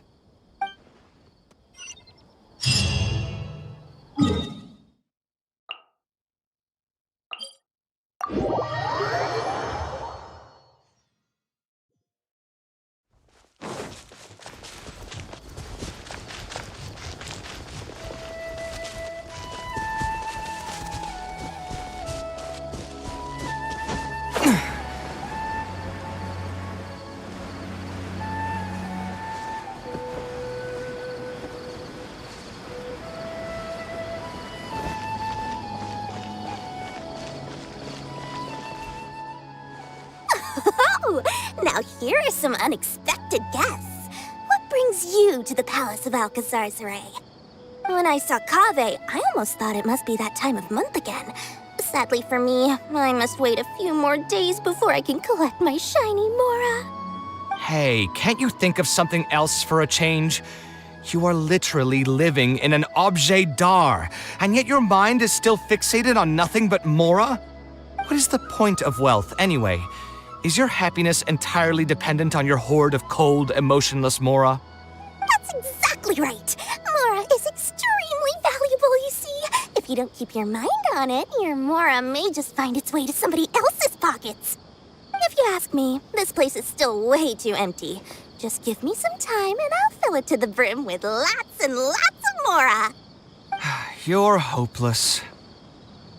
Oh, so you have an actual reason to visit me? All right, let's hear it. Merchants? Why? Is there some kind of business opportunity? Oh, I see. So you're just looking for someone to help you fit the bill. I knew you wouldn't be interested in something like this. Still, you wouldn't refuse just making some introductions for us, would you? Sure, I can connect you with some folks, but with every service comes a fee, you know. A fee? You mean just for introductions? Of course! Making introductions means using my connections and putting my reputation on the line. Why wouldn't I charge a fee for something so important? And since we've known each other for so long, though, I'll give you a huge returning customer discount. How about 500,000 Mora? 500,000? I guess that's okay. But why are you charging a fee before we've even secured any funding? That just doesn't seem right. Besides, by helping us out, you'd be doing a great service to the public. Can't you take your mind off your Mora even for just 1 second and focus on something far more important?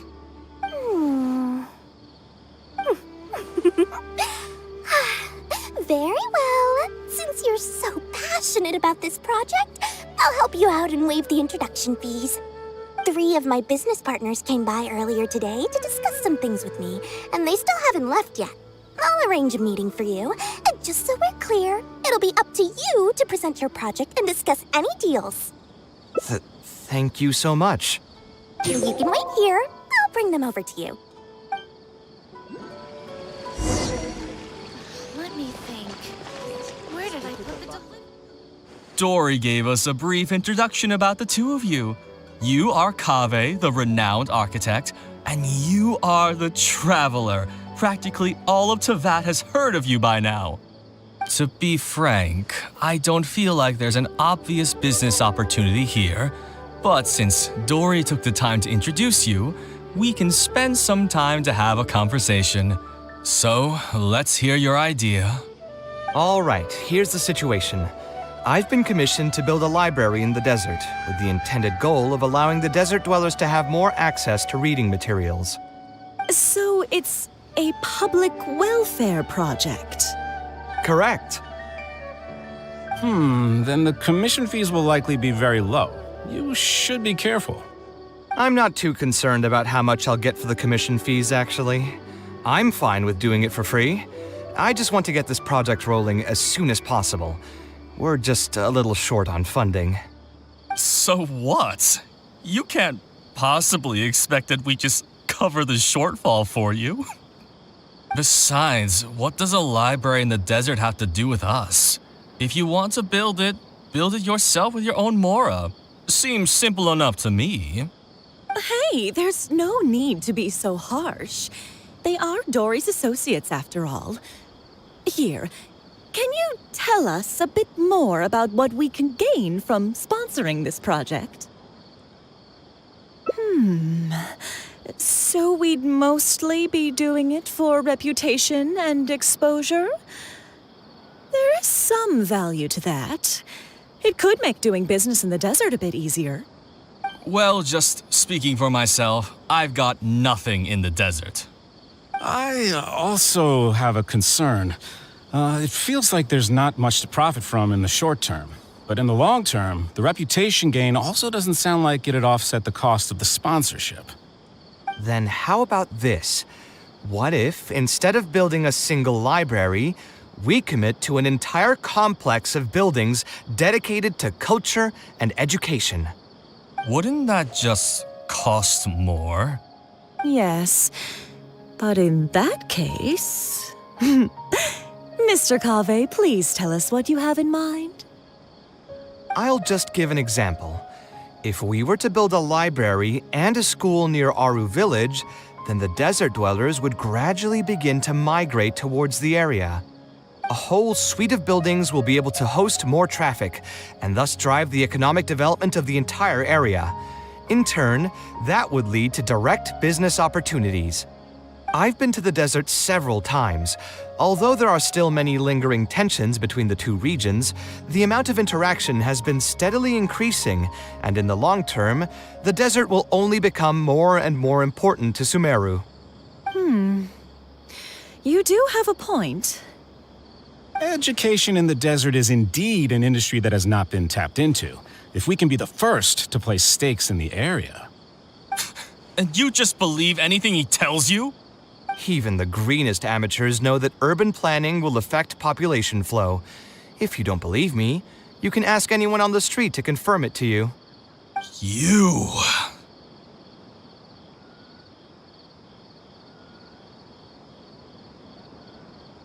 Wait, something just occurred to me. If we're going to build a library in the desert, Aru Village would obviously be the best place for it. But it seems we're not the only ones with our eyes on the village. I heard a rumor a while back saying a lot of land and buildings in Aru Village have already been secretly purchased by a big-name merchant. What? What? In other words, if we try to join the fray now, there won't be much left for us. If we want to build a suite of buildings focused on education and culture, Aru Village is the prime location. If we want to build it anywhere else, we'll have to deal with a far larger list of problems. It's not impossible, I suppose, but... Then there's no hurry. We can wait for Aru Village to develop more first and get into the market for expansion to other areas. But if you were to do that... Is there nothing else to discuss? Great timing! I pretty much heard all I want to hear. If there are no other urgent matters, I'll be on my way. I'll be off as well. If you have any new ideas, please feel free to reach out. It seems like the others are not interested in funding this, so no point in me doing this on my own. Let's revisit this another time. Hey, guys, wait! Well, what can I say? I guess it went somewhat as expected. They are Dory's friends, after all. As soon as they heard that there's not much more in this for them, they lost all interest. Yeah, it's just another day doing business with people. But I can never get used to that. Those people never think of anyone other than themselves. Looks like we'll have to figure out some other way to get the funding. Let's go. How did the meeting go? Want to talk about it?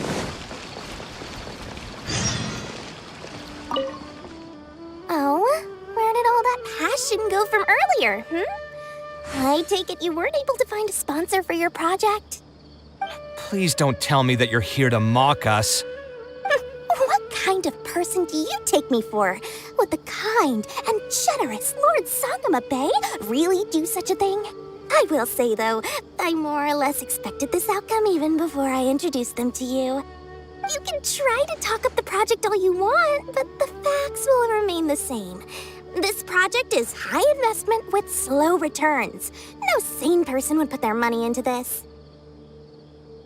But this isn't just a business project, right? Also, if you already knew no one would want to partner with us, why did you still try to charge me 500,000 mora? You scammer! You might want to remember who your creditor is before you start talking like that, Kaveh.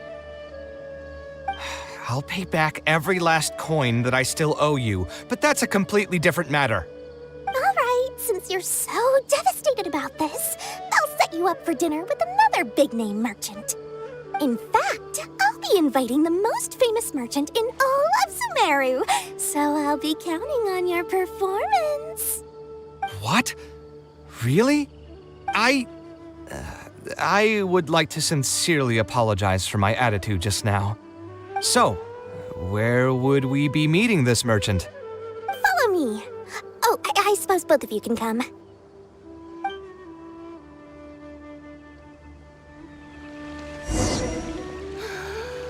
just wish that some people would actually do their jobs.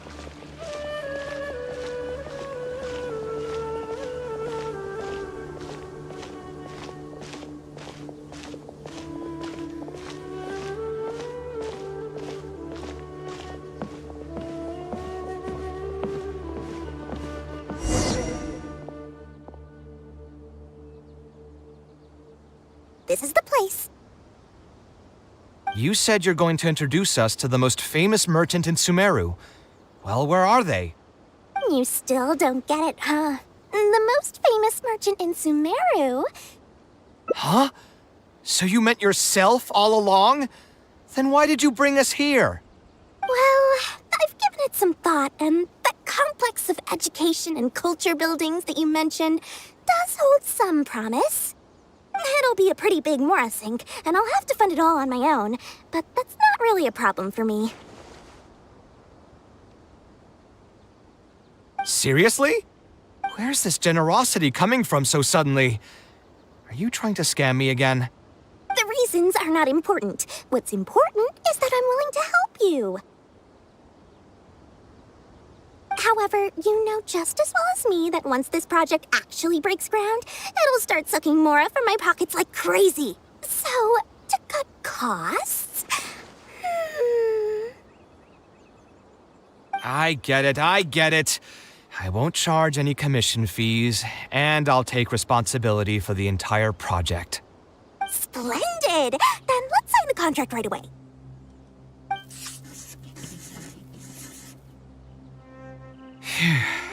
This way, the children of the desert will have some books to read. Their lives should improve a bit after this. Of course, there are a few things better than using my knowledge to help other people change their fates. I must thank you as well, Dory. I used to say you only cared about Mora, which might have been some prejudice on my part. Sorry for that. I will also try to pay back my debts as soon as possible. Now, let's have a quick discussion. Where would you want the library to be built? That will be the most important building. There's no rush. I'll provide you with a copy of the deed when we get back. You can just use the address on the document to find the lot. Huh? The deed? So hold on a sec. The person who has been buying up everything around Aru Village was you all along? Oh my, did I not tell you about that? Yep, yours truly has been buying up all the land. I must thank you for bringing your ideas to me. Before our conversation, I had no idea what to build on all those lots. So, from my perspective, this has been a great turn of events. I didn't put much in and easily got a lot in return. But what about my commission fees? Huh? Didn't you waive those yourself? I was just gonna say that to cut costs. We mustn't procrastinate and should start construction as soon as possible. But before I could finish my sentence, you volunteered to waive your commission fees and even promised to take responsibility for the whole project from start to finish. I am so touched, really. It's obvious that you used every trick in the book to deceive me. You deliberately paused for a long time while talking about the project and kept glancing at me with that menacing look in your eyes. Huh? You really think so? Well, the contract's already been signed, so there's no point in dwelling on the details. You know what? I'll pay for tonight's dinner.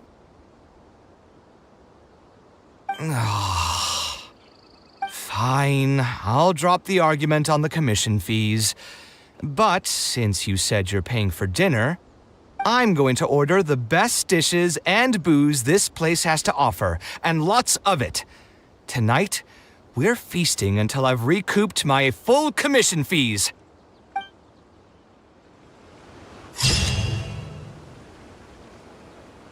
I wonder if I'll ever be able to create something so incredible.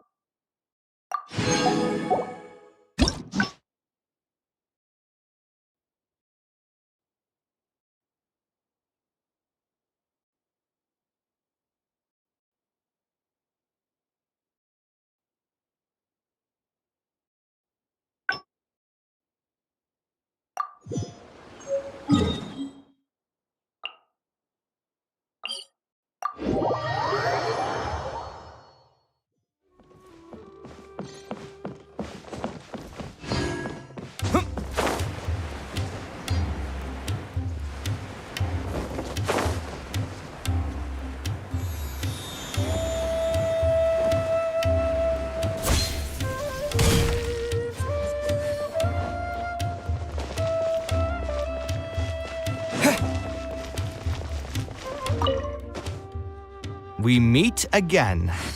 Huh? Why are you guys here? That's what we wanted to ask you. Who are you? Why did you dress up like a merchant to talk to me about our project? There's no need for us to continue this project if you still want to keep hiding things from us. I don't work with individuals I can't trust. Believe me, I didn't have any bad intentions. It's just... All right, there's no point hiding anything anymore. The building I'm trying to commission you for is not really a personal residence for me, but rather a library for children living in the desert. A library? Funded entirely by yourself? Shouldn't this be the responsibility of the academia? I've heard that the academia will be looking to prioritize the desert with the allocation of educational resources and materials. It sent over a large shipment of regular goods just last month.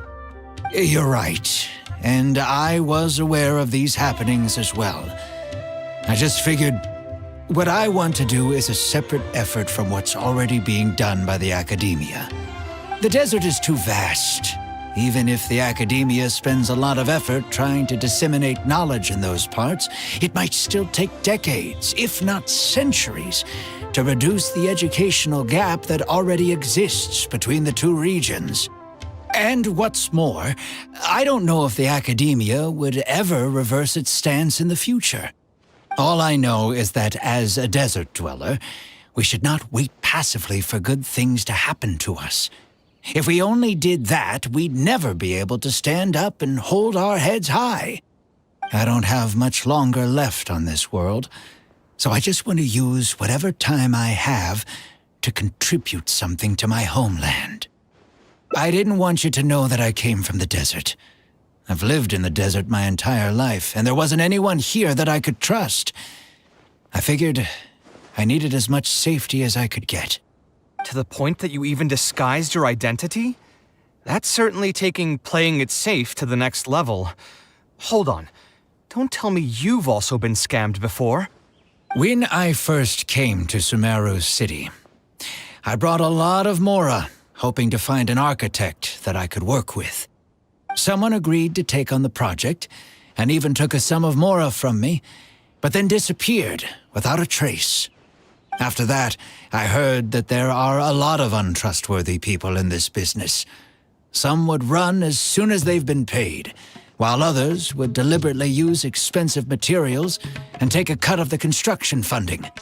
I spent a while collecting information in the city, and eventually learned that you're the most famous architect in all of Sumeru. I figured that you wouldn't need to make Mora by scamming people, so I decided to reach out to you.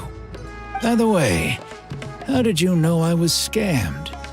I don't think I've ever mentioned that to anybody. Just a hunch. A while ago, I accepted an offer to work on a project in the desert, and was also scammed out of a large sum of Mora. I ran into someone who was living in a pretty run-down house. I noticed a load-bearing wall on the verge of collapse, and suggested that I build a new house for him.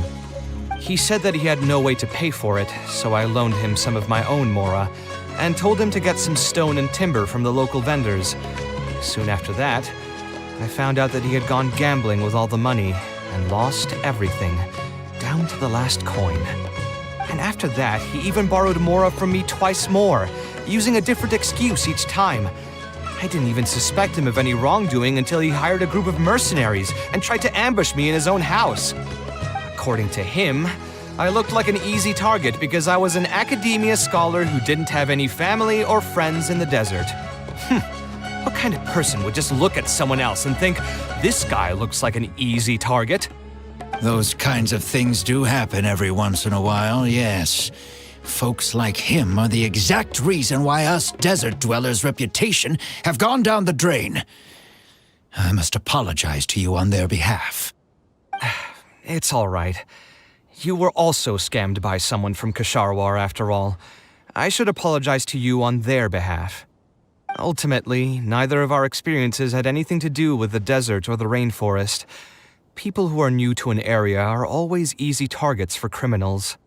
Yeah, you'll find both good and bad people everywhere. I can't understand the logic of those who like to take advantage of others, but I have to accept their existence as a fact of life. Anyway, I digress. Let's return to the topic at hand. Did you keep rejecting my designs because you thought I was deliberately using expensive materials to take a cut as a middleman? That's what I was afraid of initially, yes. I eventually understood that you weren't out to cheat me. But unfortunately, I still don't have nearly enough mora to pay for the design you proposed. I've done the math and know that we should be able to make it if we cut some corners. However, after our conversations, I can see that you're passionate about your design, and I'm quite fond of the proposal as well. So, I decided to try and see if I can afford your proposal as is. I've been looking for work every day, and in another month, I should be able to cobble together enough mora to meet the budget. By cobble together, you mean you're going to spend your entire life savings on this project? But then, what will you do if something unexpected comes up, and you find yourself stuck with no emergency fund?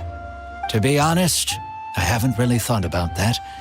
I mean, when you've lived to be my age and something happens, you can't really call it unexpected anymore. All I want is to build this library before I leave this world, so that the children of the future would have some books to read, and the desert dwellers would be able to learn their letters and pick up some practical knowledge. A while ago, I heard that the academia had decided to recruit a number of exceptional children from the desert. Of course, this is welcomed news. But as someone who's spent their entire life in the desert, I still have a few concerns. I know the desert life and can predict what the problems will be. Many children from the desert have had neither the interest nor the proper environment to learn. So even if the academia would take them in, once they enter the halls, they might find themselves surrounded by other children who look and act very differently from them.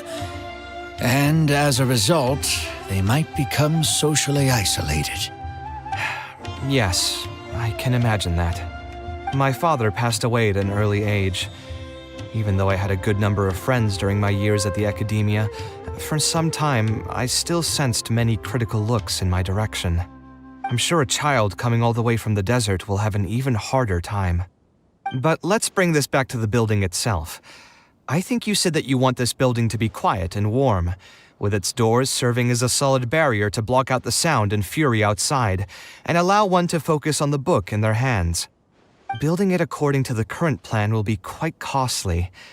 Even if I don't charge you any commission fees, I don't think we'd be able to keep it under your budget. Any ideas on what we can do? A slightly different style. Give me a minute. Most architects would probably prioritize cutting costs and removing extra features in this situation. Indeed, converting the building into a simple bungalow would solve most of our problems.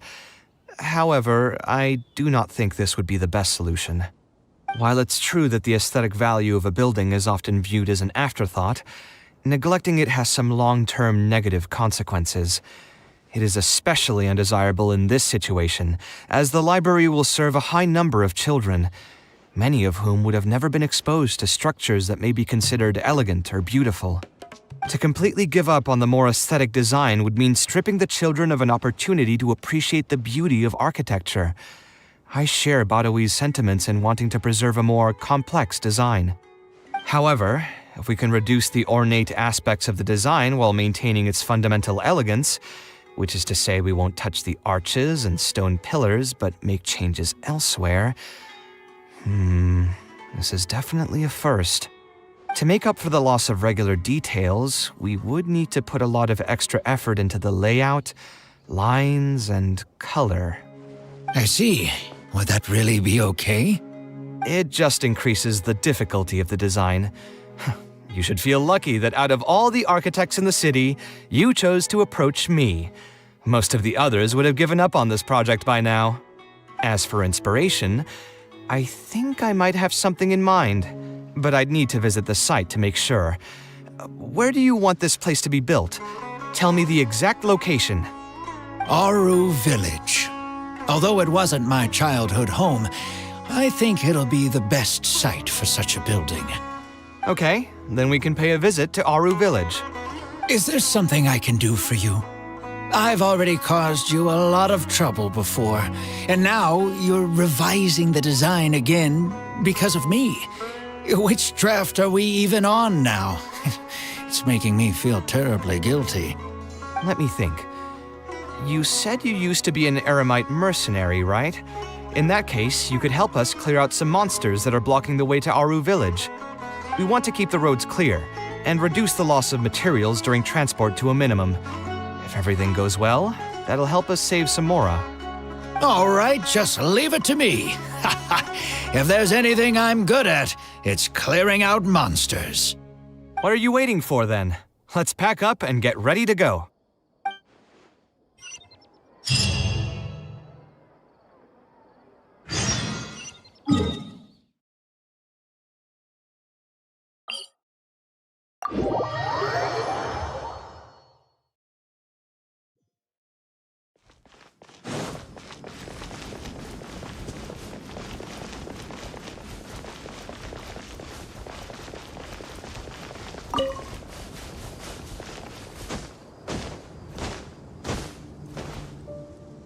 Most materials going from Caravan Ribat to Aru Village would pass through here.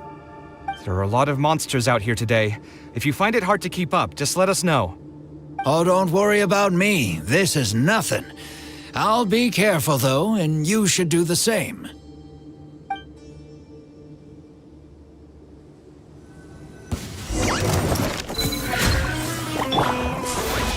Written in the stars.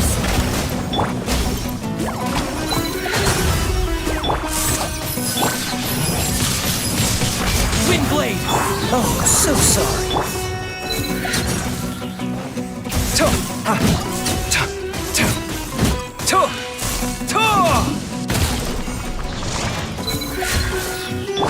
Let me scribe. Taking a turn for the better. Mind the side effects. Sight clear! Breaking new ground!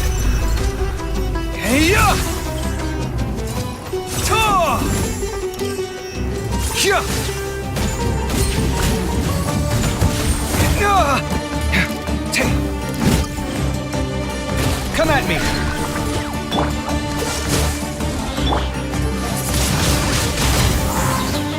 Disappear! Sight clear! Cool it!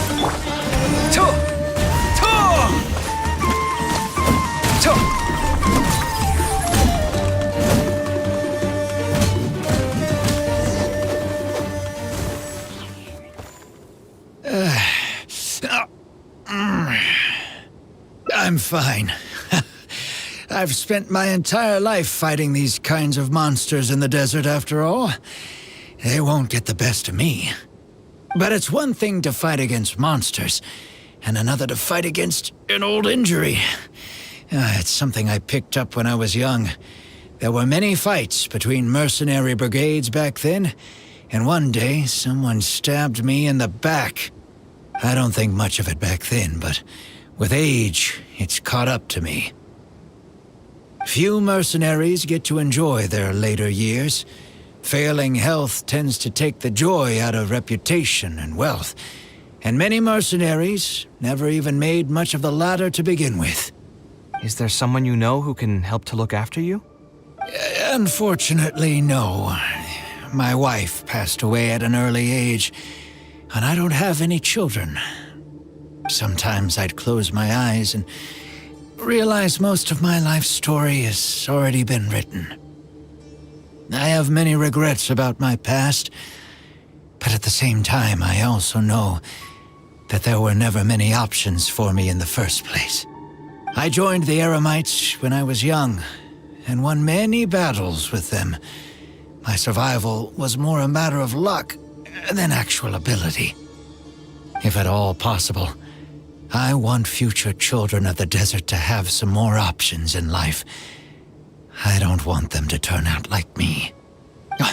My apologies. The older we get, the more we tend to ramble. Seems like we've already cleared out most of the monsters. Let's hurry over to Aru Village.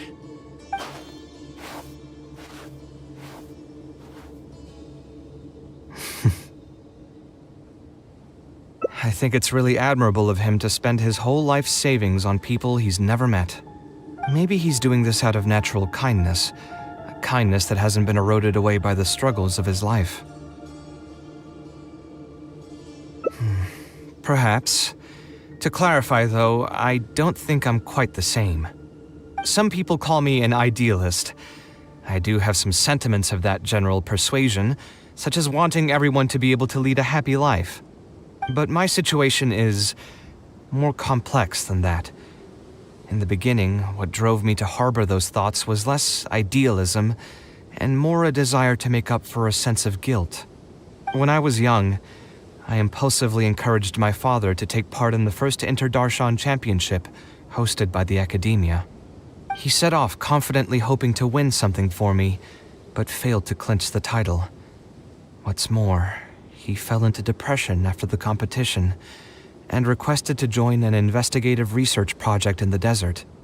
I never saw him again. Word has it that he got caught in quicksand. Even if other factors may have contributed to his death, the fundamental cause still circles back to me. I started doing many things in life because I wanted to make amends. Even in cases where I couldn't do something for a specific person, I still did whatever I could. I think I just wanted to make myself feel a little better. At this point, even I don't know. I've tried self-reflection, but it didn't help. I can't seem to walk away from many things that I see or hear about, even if they don't directly concern me. And I can't quite pinpoint the source of it. Maybe it's just like what those Vahumana scholars often say.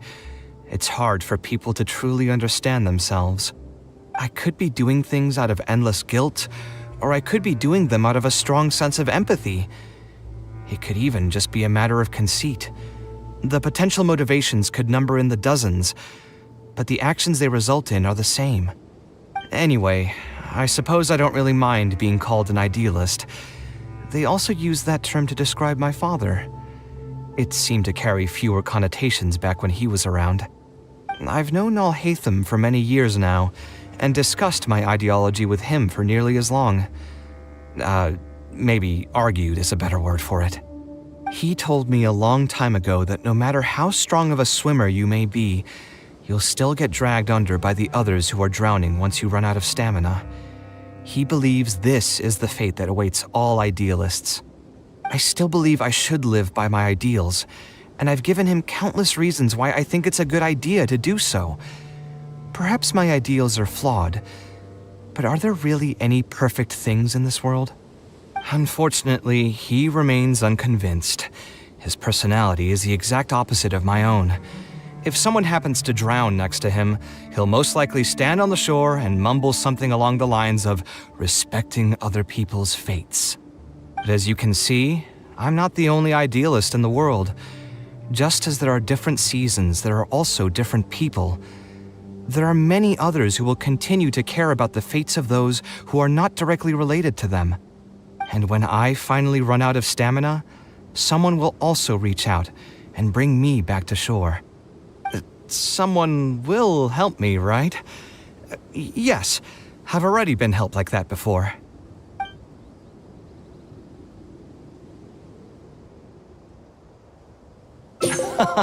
But you've helped me plenty already. If you didn't reach out to me, I would probably be passed out on the tavern table right now instead of talking with Badawi. Either way, I'm feeling much better than when you first found me at the tavern. I can feel inspiration already welling up inside of me. Maybe this will be just the opportunity I needed to create a whole new style. All right, let's head to Aru Village.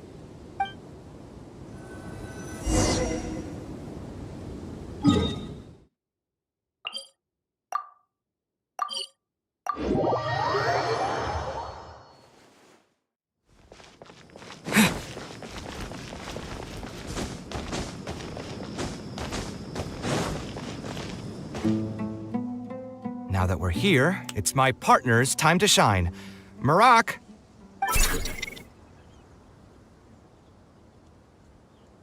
Oh, what's this? My toolbox. I built it using an ancient mechanical core. It's not too smart, but it's super useful and can help me with a variety of tasks. I'll take Marak and find a suitable location for the building. Once that is done, I'll get to work on a few designs. Traveler? Ah, you know each other? Hello. I suppose you must be Kaveh from Kasharwar. I've heard of you before. My name is Sitaria, and I'm currently the person in charge of promoting educational assistance programs here in the desert. Educational assistance programs. Then you must be familiar with the local conditions here. I can't say I'm too familiar just yet, but if you have any questions, I'll try my best to answer them. I've been commissioned by Mr. Badawi to build a library in the desert. We've settled on the general design direction, but we are trying to finalize some details based on the conditions around the intended location. A library?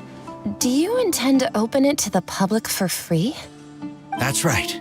I want to make sure the children will have books to read. That's fantastic! I'm sure the children will be thrilled.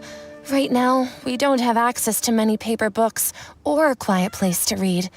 Truth be told, this very thing has been keeping me up at night. Let me get straight to my questions then. Can you estimate the number of children around here who'd be interested in reading? Besides the usual noise of village pedestrians, are there any other sources of noise in the village? Oh, and have any landslides occurred here recently? And also, where are the spots around the village that have been most affected by wind and erosion?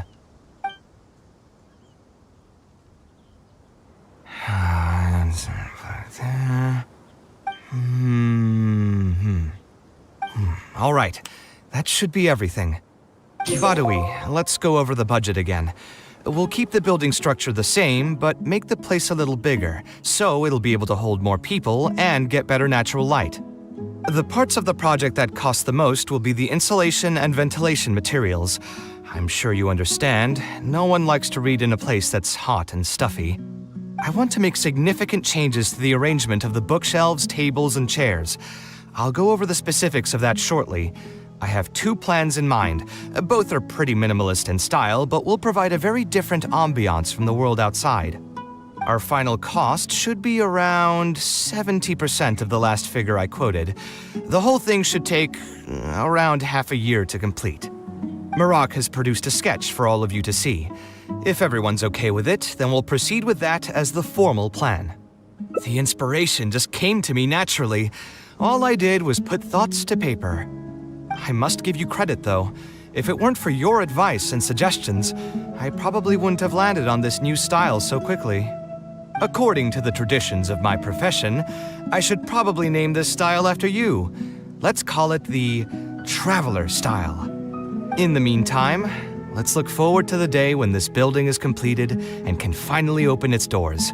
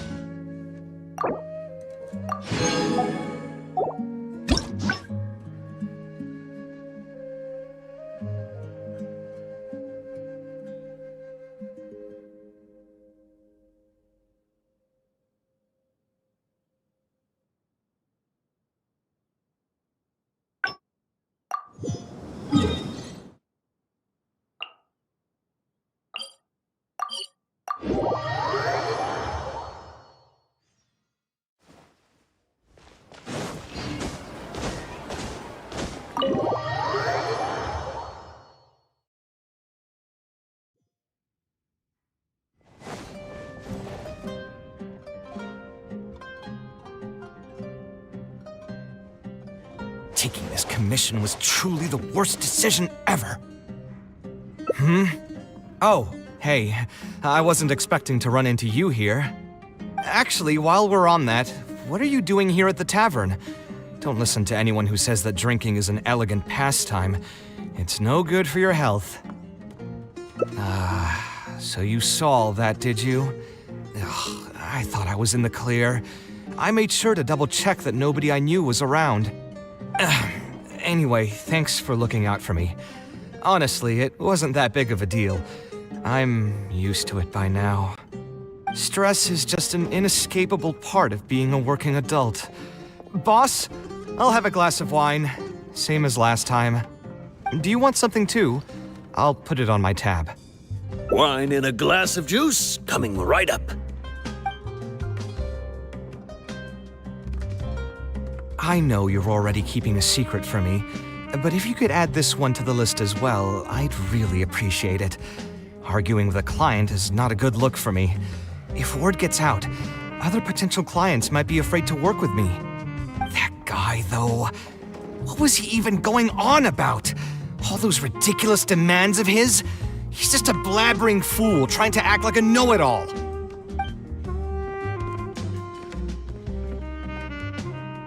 Another glass, please, boss. I'm not leaving today till someone has to carry me out. You've got it, sir. I gotta say, though, it almost feels like you're saying that every other day now. It really is every other day that you'd run into a client who knows nothing about construction requirements or architectural style. If this was in the past, I'd never have gone through 6 whole drafts trying to accommodate the client's preferences. But perhaps getting used to this just means that I've grown numb to it. I've worked on so many projects since graduation, and none of them have been approved at the first pass. I would spend a lot of time altering my designs, and by the time the clients were finally satisfied, all my passion and enthusiasm would be gone. It feels like I'm straying further and further from my artistic vision with every change I have to make. I suppose, though, that just sticking to your guns and completely disregarding other people's feedback would also not be a good thing. All of this makes for a real paradox, one that particularly crops up in my work, too. In the end, what is the true meaning of art? Should I see it as a divine gift of inspiration from the gods, or an expression of the light of my own wisdom? Here's your drink. How are you already spouting nonsense after just one glass? Your tolerance is usually much better than that. Boss, what do you think is the meaning of art? The meaning of art? Really, my friend, who in Sumeru understands art better than you? Anyway, I don't know about art, but I do know that I'm interested in business, and some patrons are waiting to be served. So, you'll have to excuse me for now. Just holler if you need anything. What do you think, traveler? No worries. It was just an offhand question. It's been bothering me for a while. Even when I'm awake, the question haunts me like a bad dream. I still haven't found a good answer to it. Or maybe it was never a correct answer in the first place.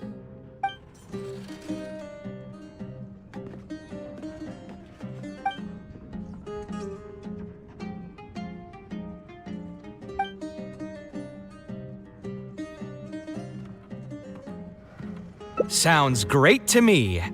I don't even want to think about this project anymore. But what should we do? It's probably not a good idea to just drink until I pass out here.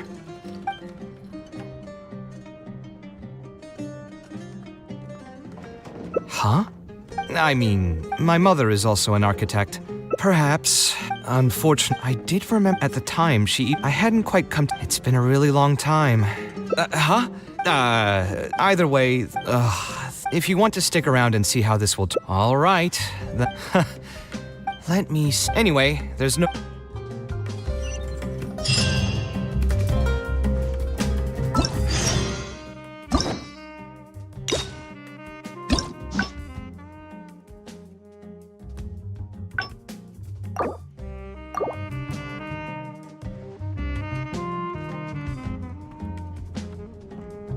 Taking this commission was truly the worst decision ever. Actually, while we're on that, what are you doing? Stress is just an inescapable part of being a working adult. Boss, do you want something too? I'll put it on my tab. Wine in a glass. I know you're already keeping that guy.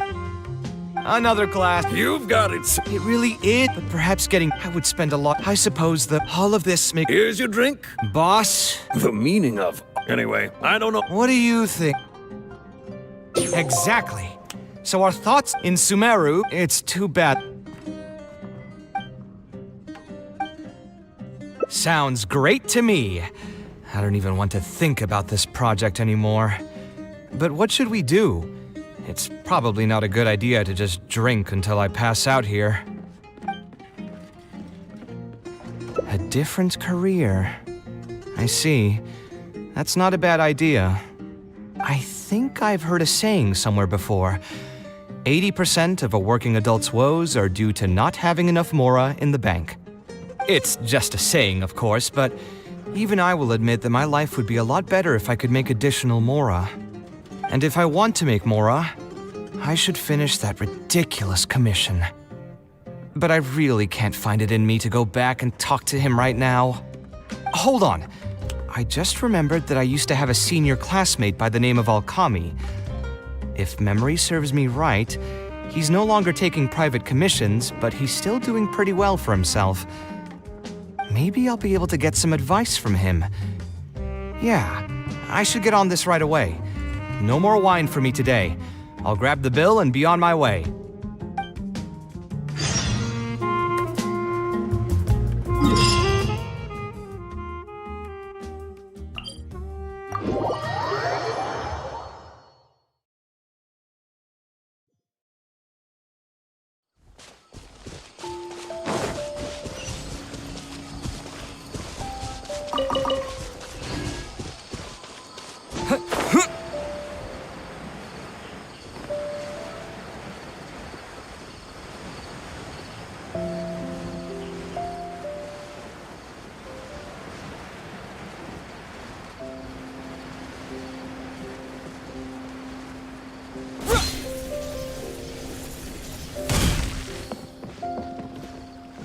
A bitter pill to swallow.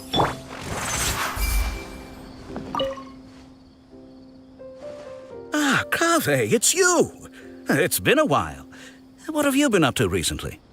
Yeah, it's been a long time, Alkami. Things haven't changed much for me. I'm still taking private commissions for all kinds of projects. I heard that you were the genius behind the Palace of Alcazazare. I bet you're all set for Mora after a project of that size. Well, it's hard to make a profit from every project, you know?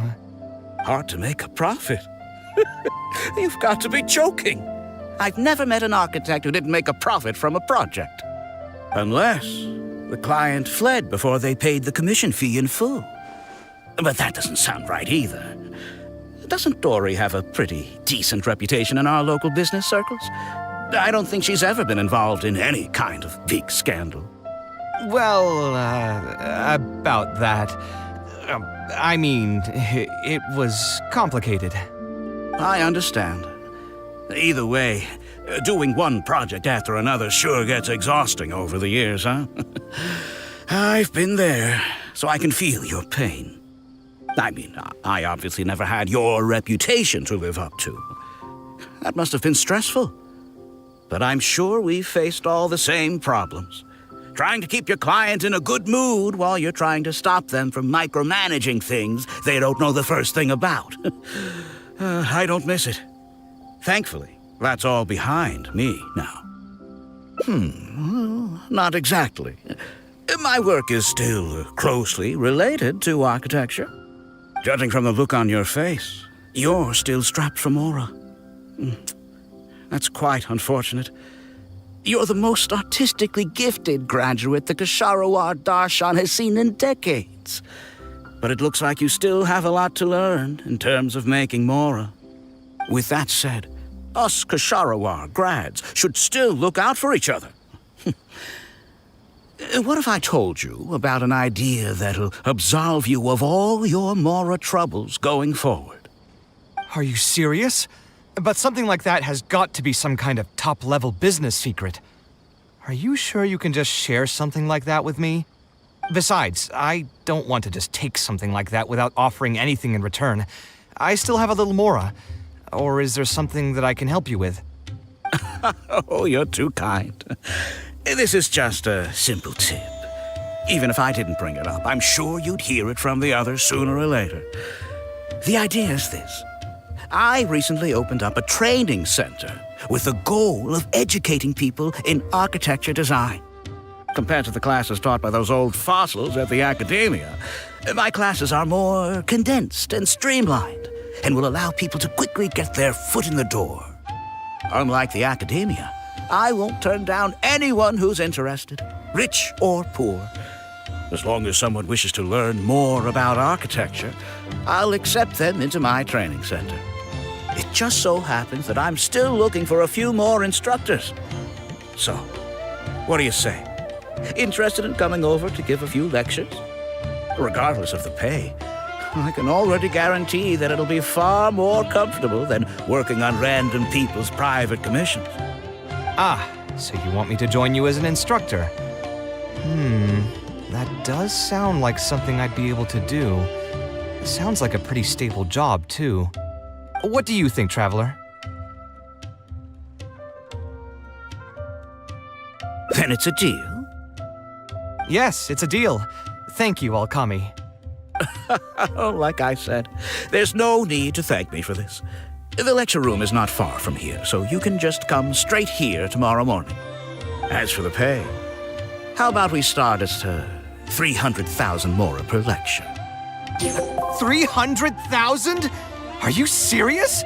How could you offer so much?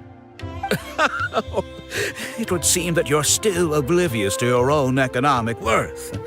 300,000 is nothing compared to the prestige of having the Light of Kasharawar as one of my instructors. 300,000 is also just the base rate. Just trust me on this.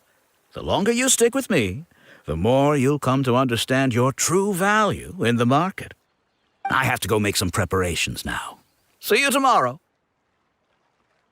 I was never particularly close with Alkami when we were in school. Who would have thought that he'd be so nice and friendly? I've hosted free lectures before, but this would be my first time being hired to lecture for a formal business. 300,000 mora per lecture. Whew! I'm so excited that I'm starting to get nervous. Thanks so much. I think I will be able to relax a bit more with a friend in the audience. Now, what should I talk about tomorrow? Some lessons I've learned over the past few years? I should probably save those for later. For my first lecture, I should start by getting them more interested in the field. All right, let's meet here again tomorrow morning. I should hurry home and create some kind of lesson plan. If I'm going to become an instructor, I should make sure I show up prepared.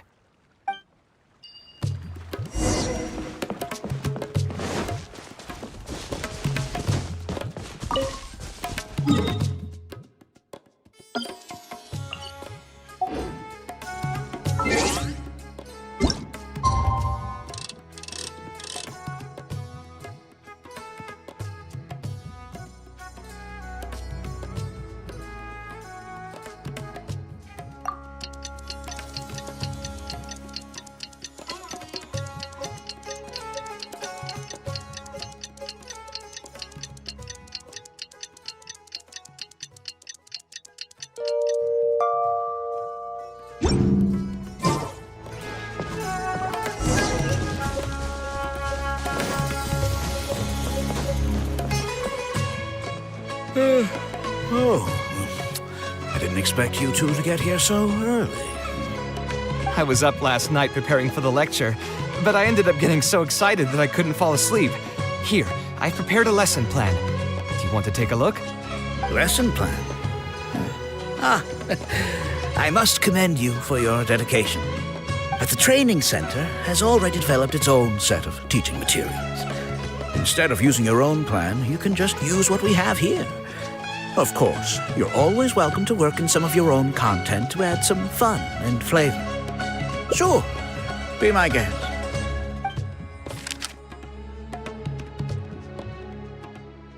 It's almost time for the lecture to start. Feel free to head in and start the class whenever you're ready. Huh. So you've already developed your own set of teaching materials. Seems like I won't need the stuff I've prepared after all. Anyway, shouldn't be a problem. I'll just go ahead and use your materials. There's something else I want to ask, though. This isn't going to be a large class, is it? No need to stress. There are only 20 people in this class. There are 14 classes at my training center. Out of all of them, the first class has the best grades, so I've directed them to you. We'll see how well they take to your lectures. 20 people, huh? All right. I think I can handle that. Oh, and one last thing. In the interest of keeping a quiet learning space, only instructors and students are allowed in the classroom when class is in session. I'm sorry to say this, but your friend will have to wait outside while you teach the class. Sorry about that. I'll meet you at the door when the class is over then.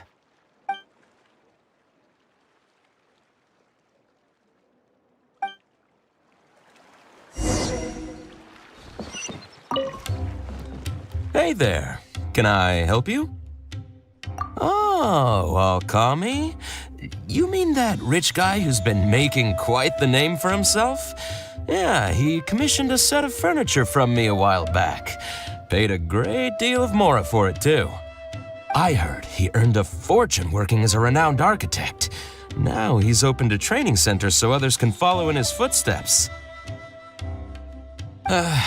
If the tuition wasn't sky high, I'd enroll my child in a heartbeat. Architecture really sounds like a lucrative profession.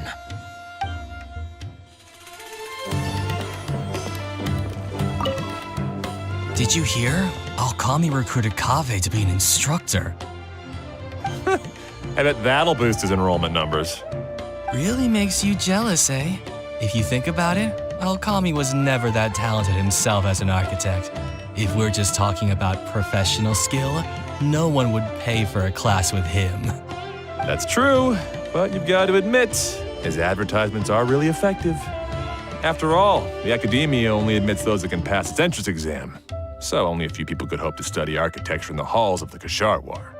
For those who can't pass the exam, or who just want to jump straight into the industry, the training center is the best bang for the mora. Man, to have that kind of business acumen.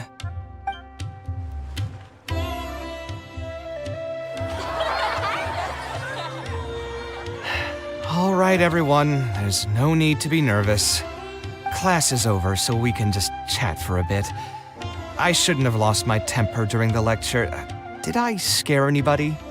No, you weren't scary at all, Mr. Kaveh. We were just a bit lost and didn't get what you were talking about.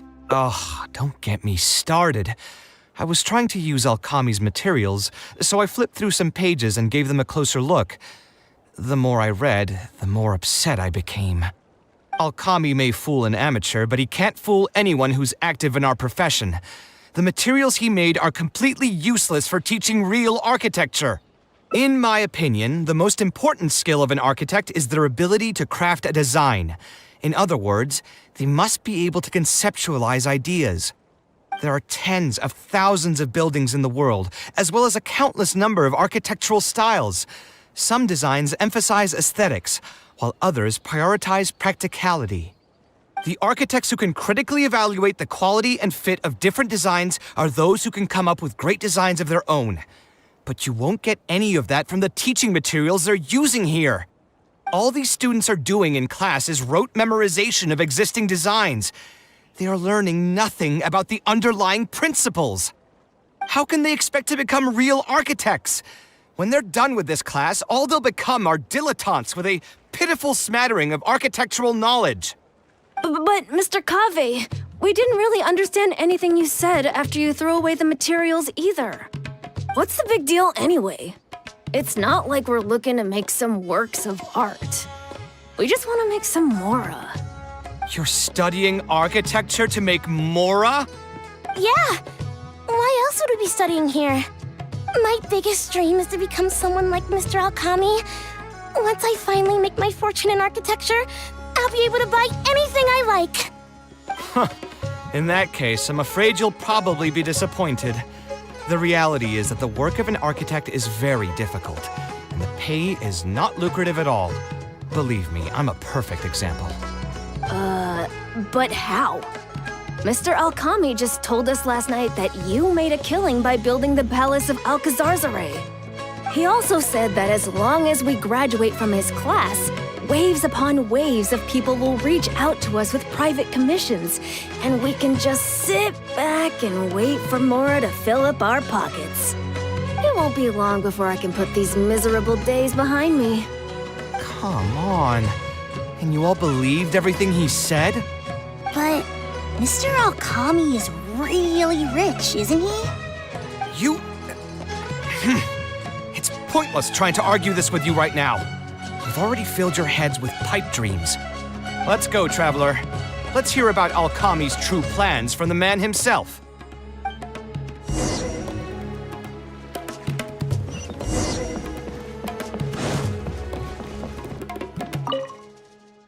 What's wrong, Kaveh? You look quite flustered. Did one of my students offend you? Were the students not astute enough for your liking? I must implore you to go a bit easier on them. After all, they're nothing like the genius scholars you're used to dealing with at the academia. We don't need to strive for perfect understanding.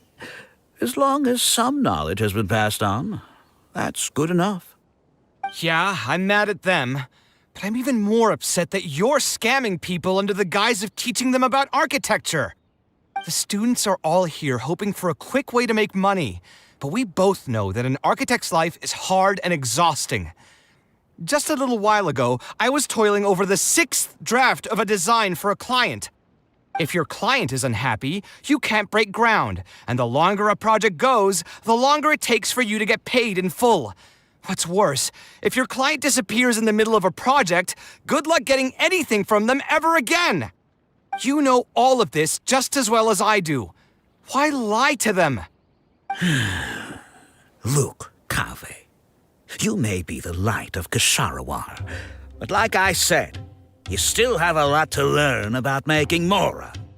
You may deny it all you want, but it's a fact that in today's Sumeru, architecture is a terrible profession. Our clients care very little for the effort we pour into our designs. Instead of appreciating us, they spend all their time nitpicking details and demanding changes, often forcing all kinds of ridiculous ideas onto us.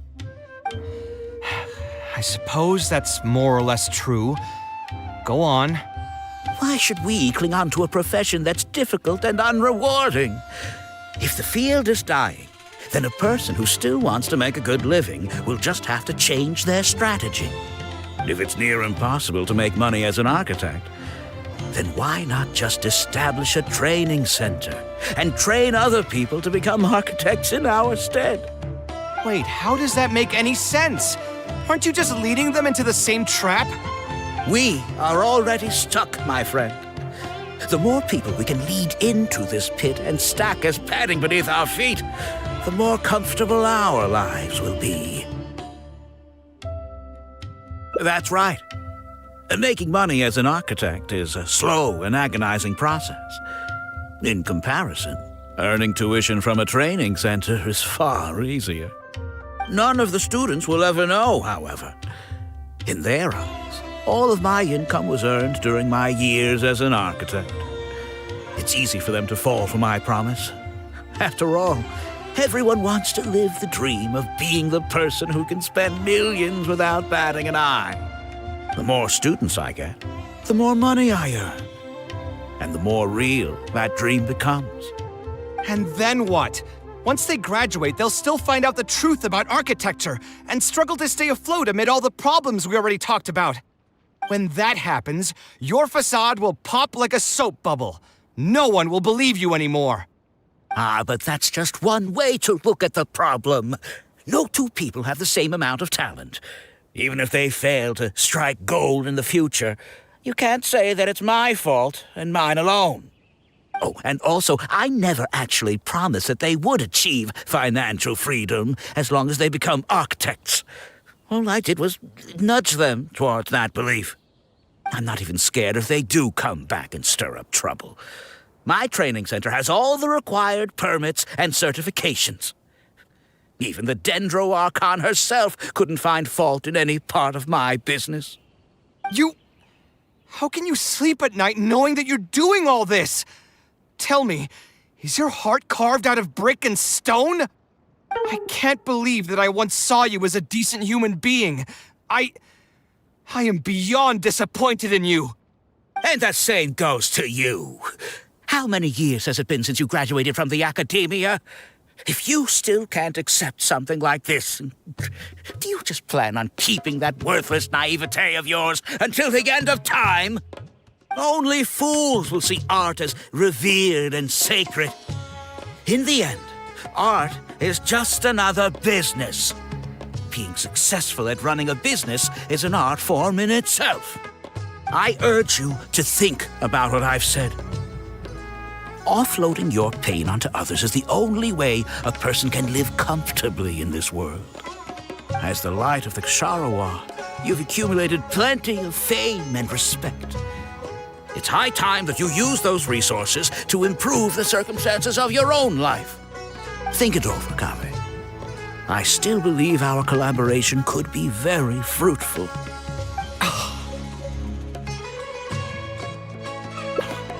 I'm so mad, I feel a headache coming on. There's nothing more I can say to him. I'll resign from my position as instructor. Of course, I'm sure you've realized that as long as I remained at this center, he would be able to use my name to advertise this place. Even if I just sit back and do nothing, others will be deceived and suffer because of me. He is right about one thing, though. These kinds of training centers are everywhere. And even if the academia was to find out about it, it's unlikely that they would take any real action against it. The most that they could accuse him of is false advertising. And even that would be hard to prove. Oh? Did you notice something else?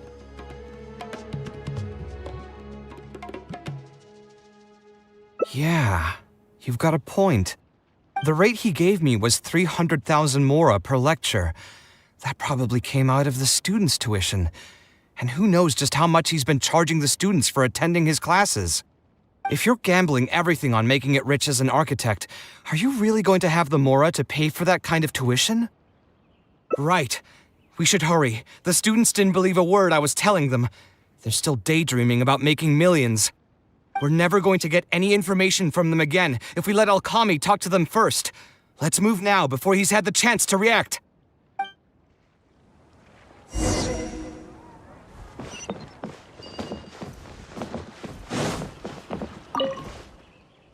Oh, Mr. Kaveh?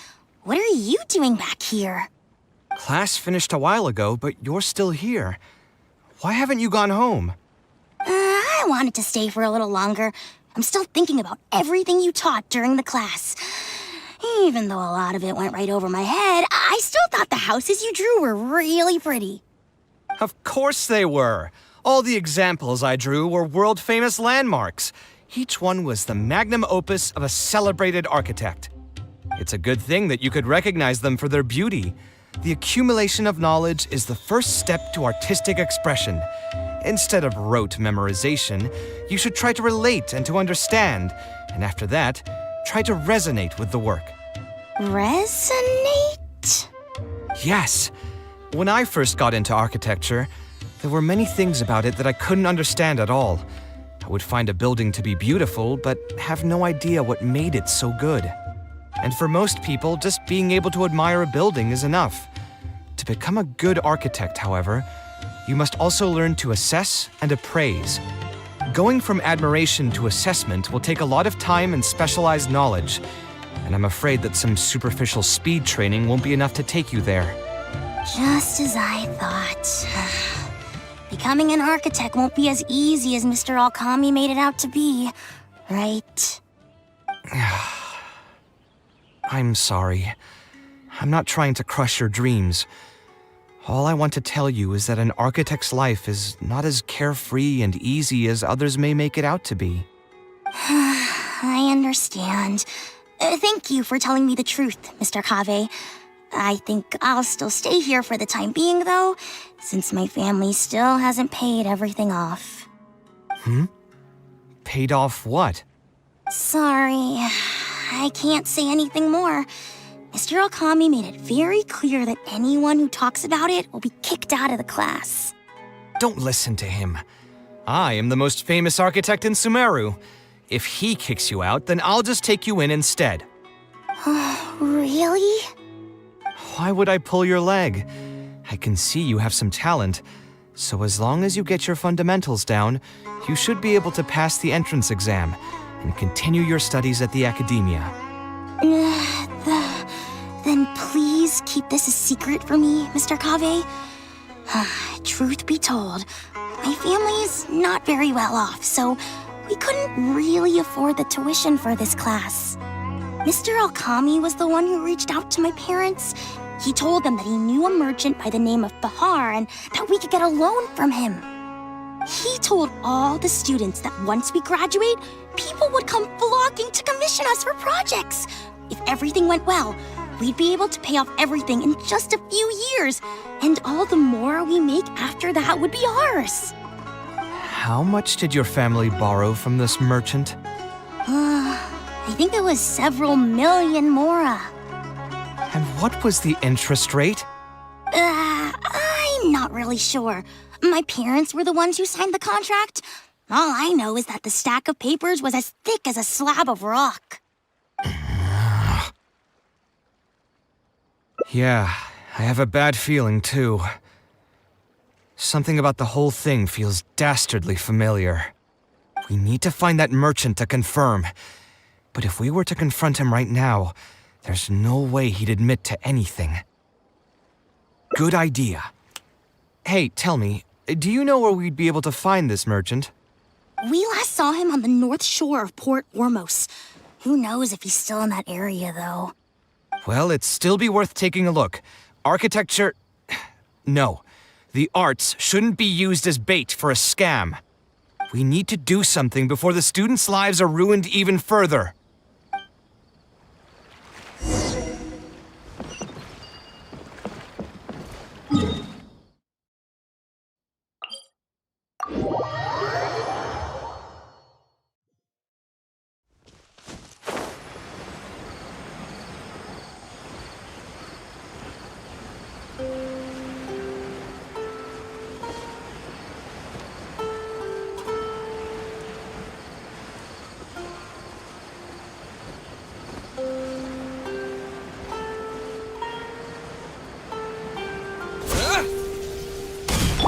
Mind the side effects.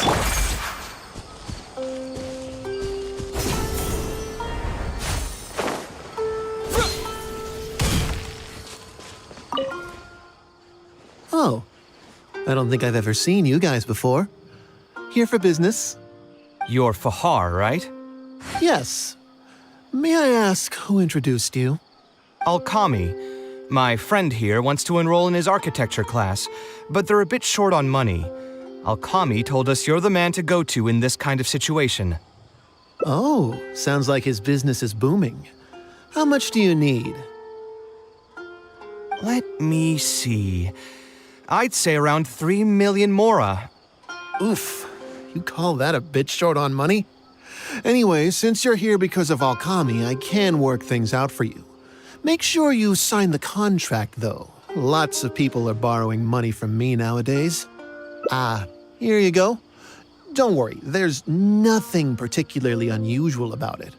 All you need to do is pay back the loan in full within 3 years. And what if they won't be able to pay it back? What do you mean, won't be able to pay it back? Once you graduate from Alkami's place, you'll be making millions of mora a year. Easy! At that point, paying this off will be a piece of cake. And even if you were to run into some difficulties and need to delay the installments, it's no big deal. We're all reasonable people here. If you can't pay quickly, you can just pay it back over a longer period. All that would change is your interest rates would get a little higher. It's hard work running a business. If we're taking risks to supply you with Mora, it's only fair that you take on a bit of the financial risk as well. Anyway, there's no point in tying yourself in knots over the contract. With the way you're reading every single line, it's like you're worried you're about to get scammed out of your whole life savings. Why would I lie to you? Tons of students at Alkami's place have signed the contract. Aren't they all doing pretty well for themselves?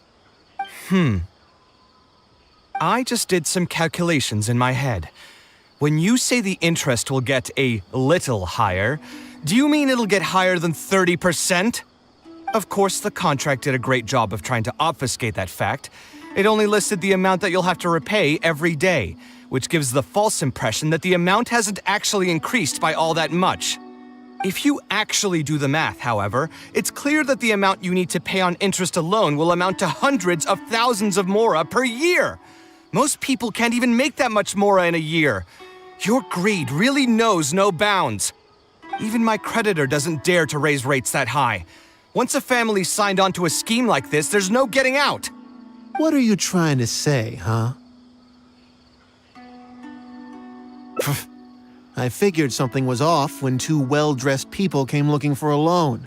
Think you got the better of me? Too many people are sticking their noses where they don't belong these days. Luckily for me, though, this is a pretty secluded spot. Hey, come out and teach these guys a lesson! Eremites? I've already fought off more than my fair share of them when I was working in the desert. There are only a few of them, so they shouldn't pose much of a threat.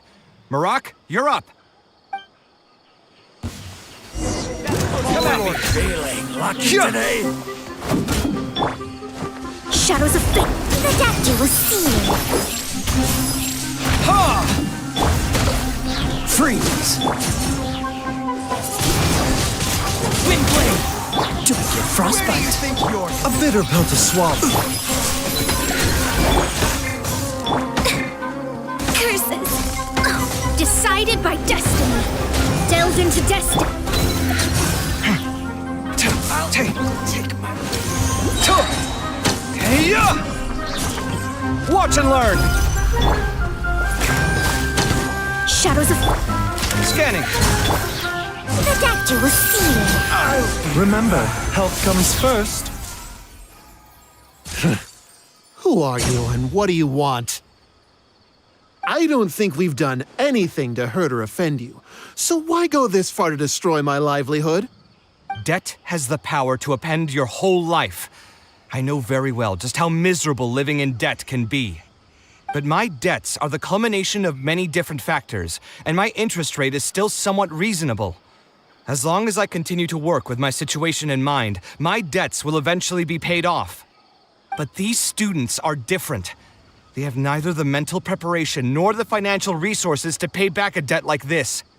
You sold the dreams of becoming an architect to the students as bait, urging them to take on insurmountable amounts of debt to satisfy your greed.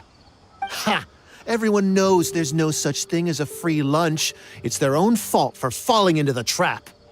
And if we're going to talk about greed, aren't those students the ones who are blinded by it? They completely ignore the risk that's right there in front of them. Ha! And here comes the silver tongue. Surely you use that to reel in the students as well. Even now, many of them are still hopelessly dreaming of striking gold after they graduate.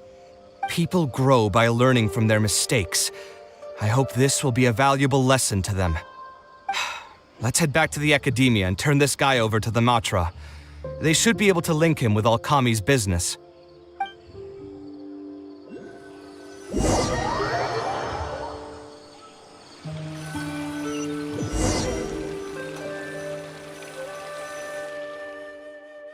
Sino? Didn't think I would run into you here. My vacation just ended not too long ago, so I'm going over some cases at the academia. Who's this?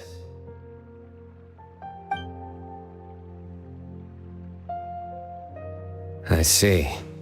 Charging an interest rate over 30% indeed constitutes a crime. as it is highly likely that Alkami is also benefiting from this scheme. The Matra will open an investigation on him as well. The training center will be closed until further notice. Any funds we manage to recover from the suspects will be returned to the students. It's unclear how much we'll be able to get back, however, given their extravagant spending. That should still be enough. Once the students realize the error of their ways, they won't fall so easily for such traps in the future. Anyway, thank you for your help. I hope this won't be too much trouble for you. It's no trouble. Just another day at work. How did you two get tangled up in this anyway? Did you accept any mora from him? He promised to pay me 300,000 mora per lecture, but I resigned as soon as I finished the first session. I didn't take a single coin. Ah, that's good. What do you mean, that's good? Would you have taken me into custody as well if I had actually accepted any mora? I wouldn't have gone that far. But, had he insisted that you were also an active participant in his schemes, under our rules, we would have been required to open an investigation on you as well. Either way, though, I believe you are innocent in all of this. Had you actually been alright with making money through less than noble means, your life wouldn't be the mess it currently is. Hey, what was that? What do you mean my life is a mess? Never mind. Your life is fine. You're just messing with me now, aren't you? Let's get back to business. If Alkami's case can be successfully resolved, you'll be eligible for a monetary reward from the academia.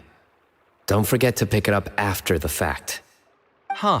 I didn't even know there was such a thing. I never would have guessed. What I'm trying to say is that we didn't report Alkami because we thought we could make some more off of it. The reward will be given regardless of your personal motivations. It was implemented with the intent of encouraging people to supply tips to the Matra. Fine. Is there anything else? I want to go back to the training center one more time and talk to some of the kids. Sure, but you should wait until tomorrow. My subordinates will shut down the center today, and summon the students to gather information on the total amount of mora they've lost in the scam. All right, then I'll stay out of their way. I can talk to the kids tomorrow. I have a few other things to take care of, so I'll be off for now. If you want to follow up on this case, just come find me again. Or ask one of the Matra. That should finally be the end of that. Oh, who would have thought it would turn out like this? All I wanted was to find a new gig and earn some mora. To think Alkami would sink this low, it still makes me really upset. Still, I think I feel a little better now than when you found me back at the tavern. It's a little ironic, but you could say it's because I've realized that there are many circumstances in the world that are even worse than my own. Now that I've seen such things firsthand, I suppose I've earned a new sense of appreciation for my life. How should I put it? I'm pretty stubborn when it comes to my profession, so I often argue with my clients. The arguments are usually extremely frustrating, and every once in a while I'd wonder if I only became an architect because fate wanted me to pay for some sins I'd committed in a previous life. Alkami's suggestion would have allowed me to quit my life as an architect and earn money solely from my reputation. But now that I've experienced that for myself, I can confidently say that I'd never want to do it again. Every scholar has their own sense of pride and a line that they don't like to cross. Of course, when faced with the vicissitudes of life, some will surrender these things to seek a more comfortable life. I can understand that. Just speaking for myself, though, I don't think that's something I'd ever be able to do. The voice in my heart would just keep repeating one thing. The moment I turn away from my dreams would be the moment my career ends. If I stopped devoting everything to my creative activities, I'd be able to lead a more comfortable life, but at the same time, my sense of intuition and understanding for the arts would also begin to degrade. At that point, any materialistic ease I may have gained in life would just become another form of torment. In comparison, my current life comes with its share of difficulties, but at least I'd never have to deal with that kind of existential reckoning. I appreciate it. You may call me conceited for this, but I would also like to think I'm talented enough to be able to lead a decent life without compromising my pride. It's certainly not easy, but I want to keep at it. My thanks again for being such a great help throughout all of this. I'm planning to pay another visit to those kids tomorrow. Want to come with me? All right, I'll see you tomorrow then. Get some good rest.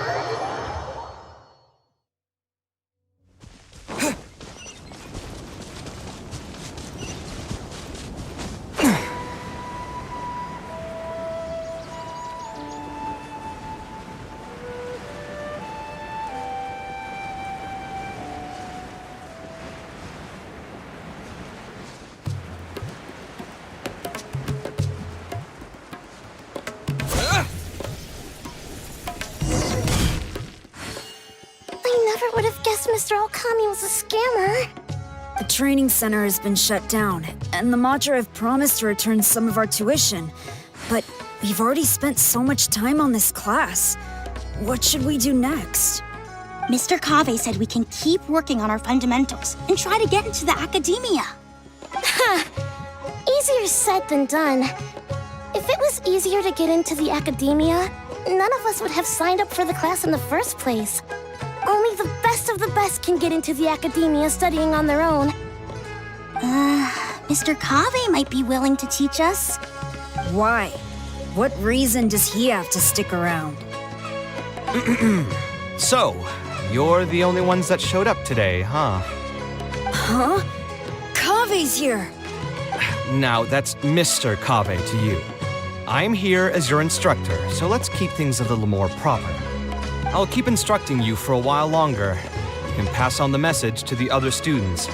As long as someone wants to come, they can join the class.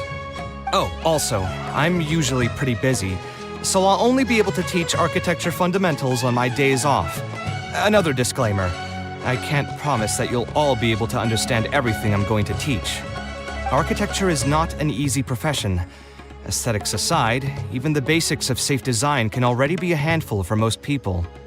If you want to design safe buildings, you'll have to go through a systematic study of structural engineering. And just as a heads up, all of this will be a huge step up from the superficial stuff you were learning before. It'll take both talent and perseverance to get through the course. I don't want to hear anyone say that I didn't warn you. We'll try our best. It seems some of you are really serious about this after all. All right, everyone, pack your stuff up. No need to prepare much for today's class. We're going to go on a quick field trip. You'll know once we get there. Come on, let's get going. We'll be off once everyone's grabbed their pencils and sketch pads.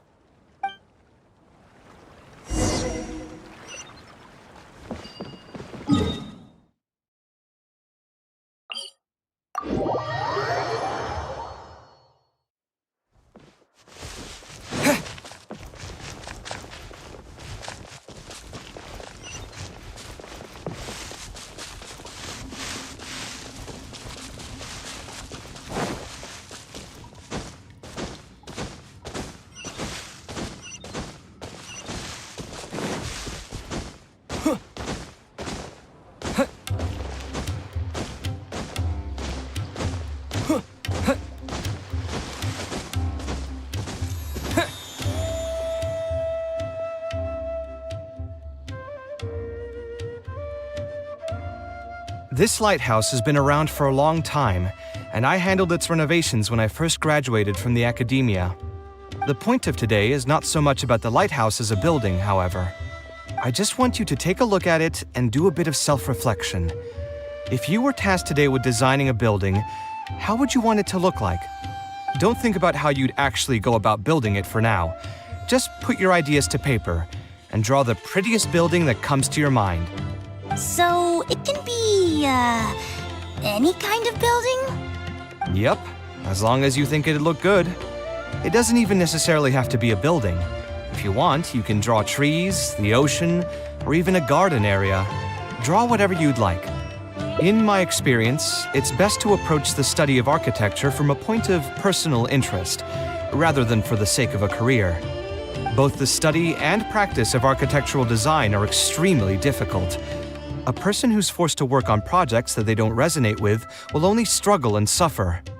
So at least for today, I hope the students will be able to create something that they enjoy. There's no need to think about it too hard. They'll have plenty of time in the future to revisit the design and make changes. What do you think? Want to try your hand at it as well? Don't forget that this is a free class from Mr. Kaveh, the Light of the Kasharawar. On a normal day, this would cost you 300,000 mora.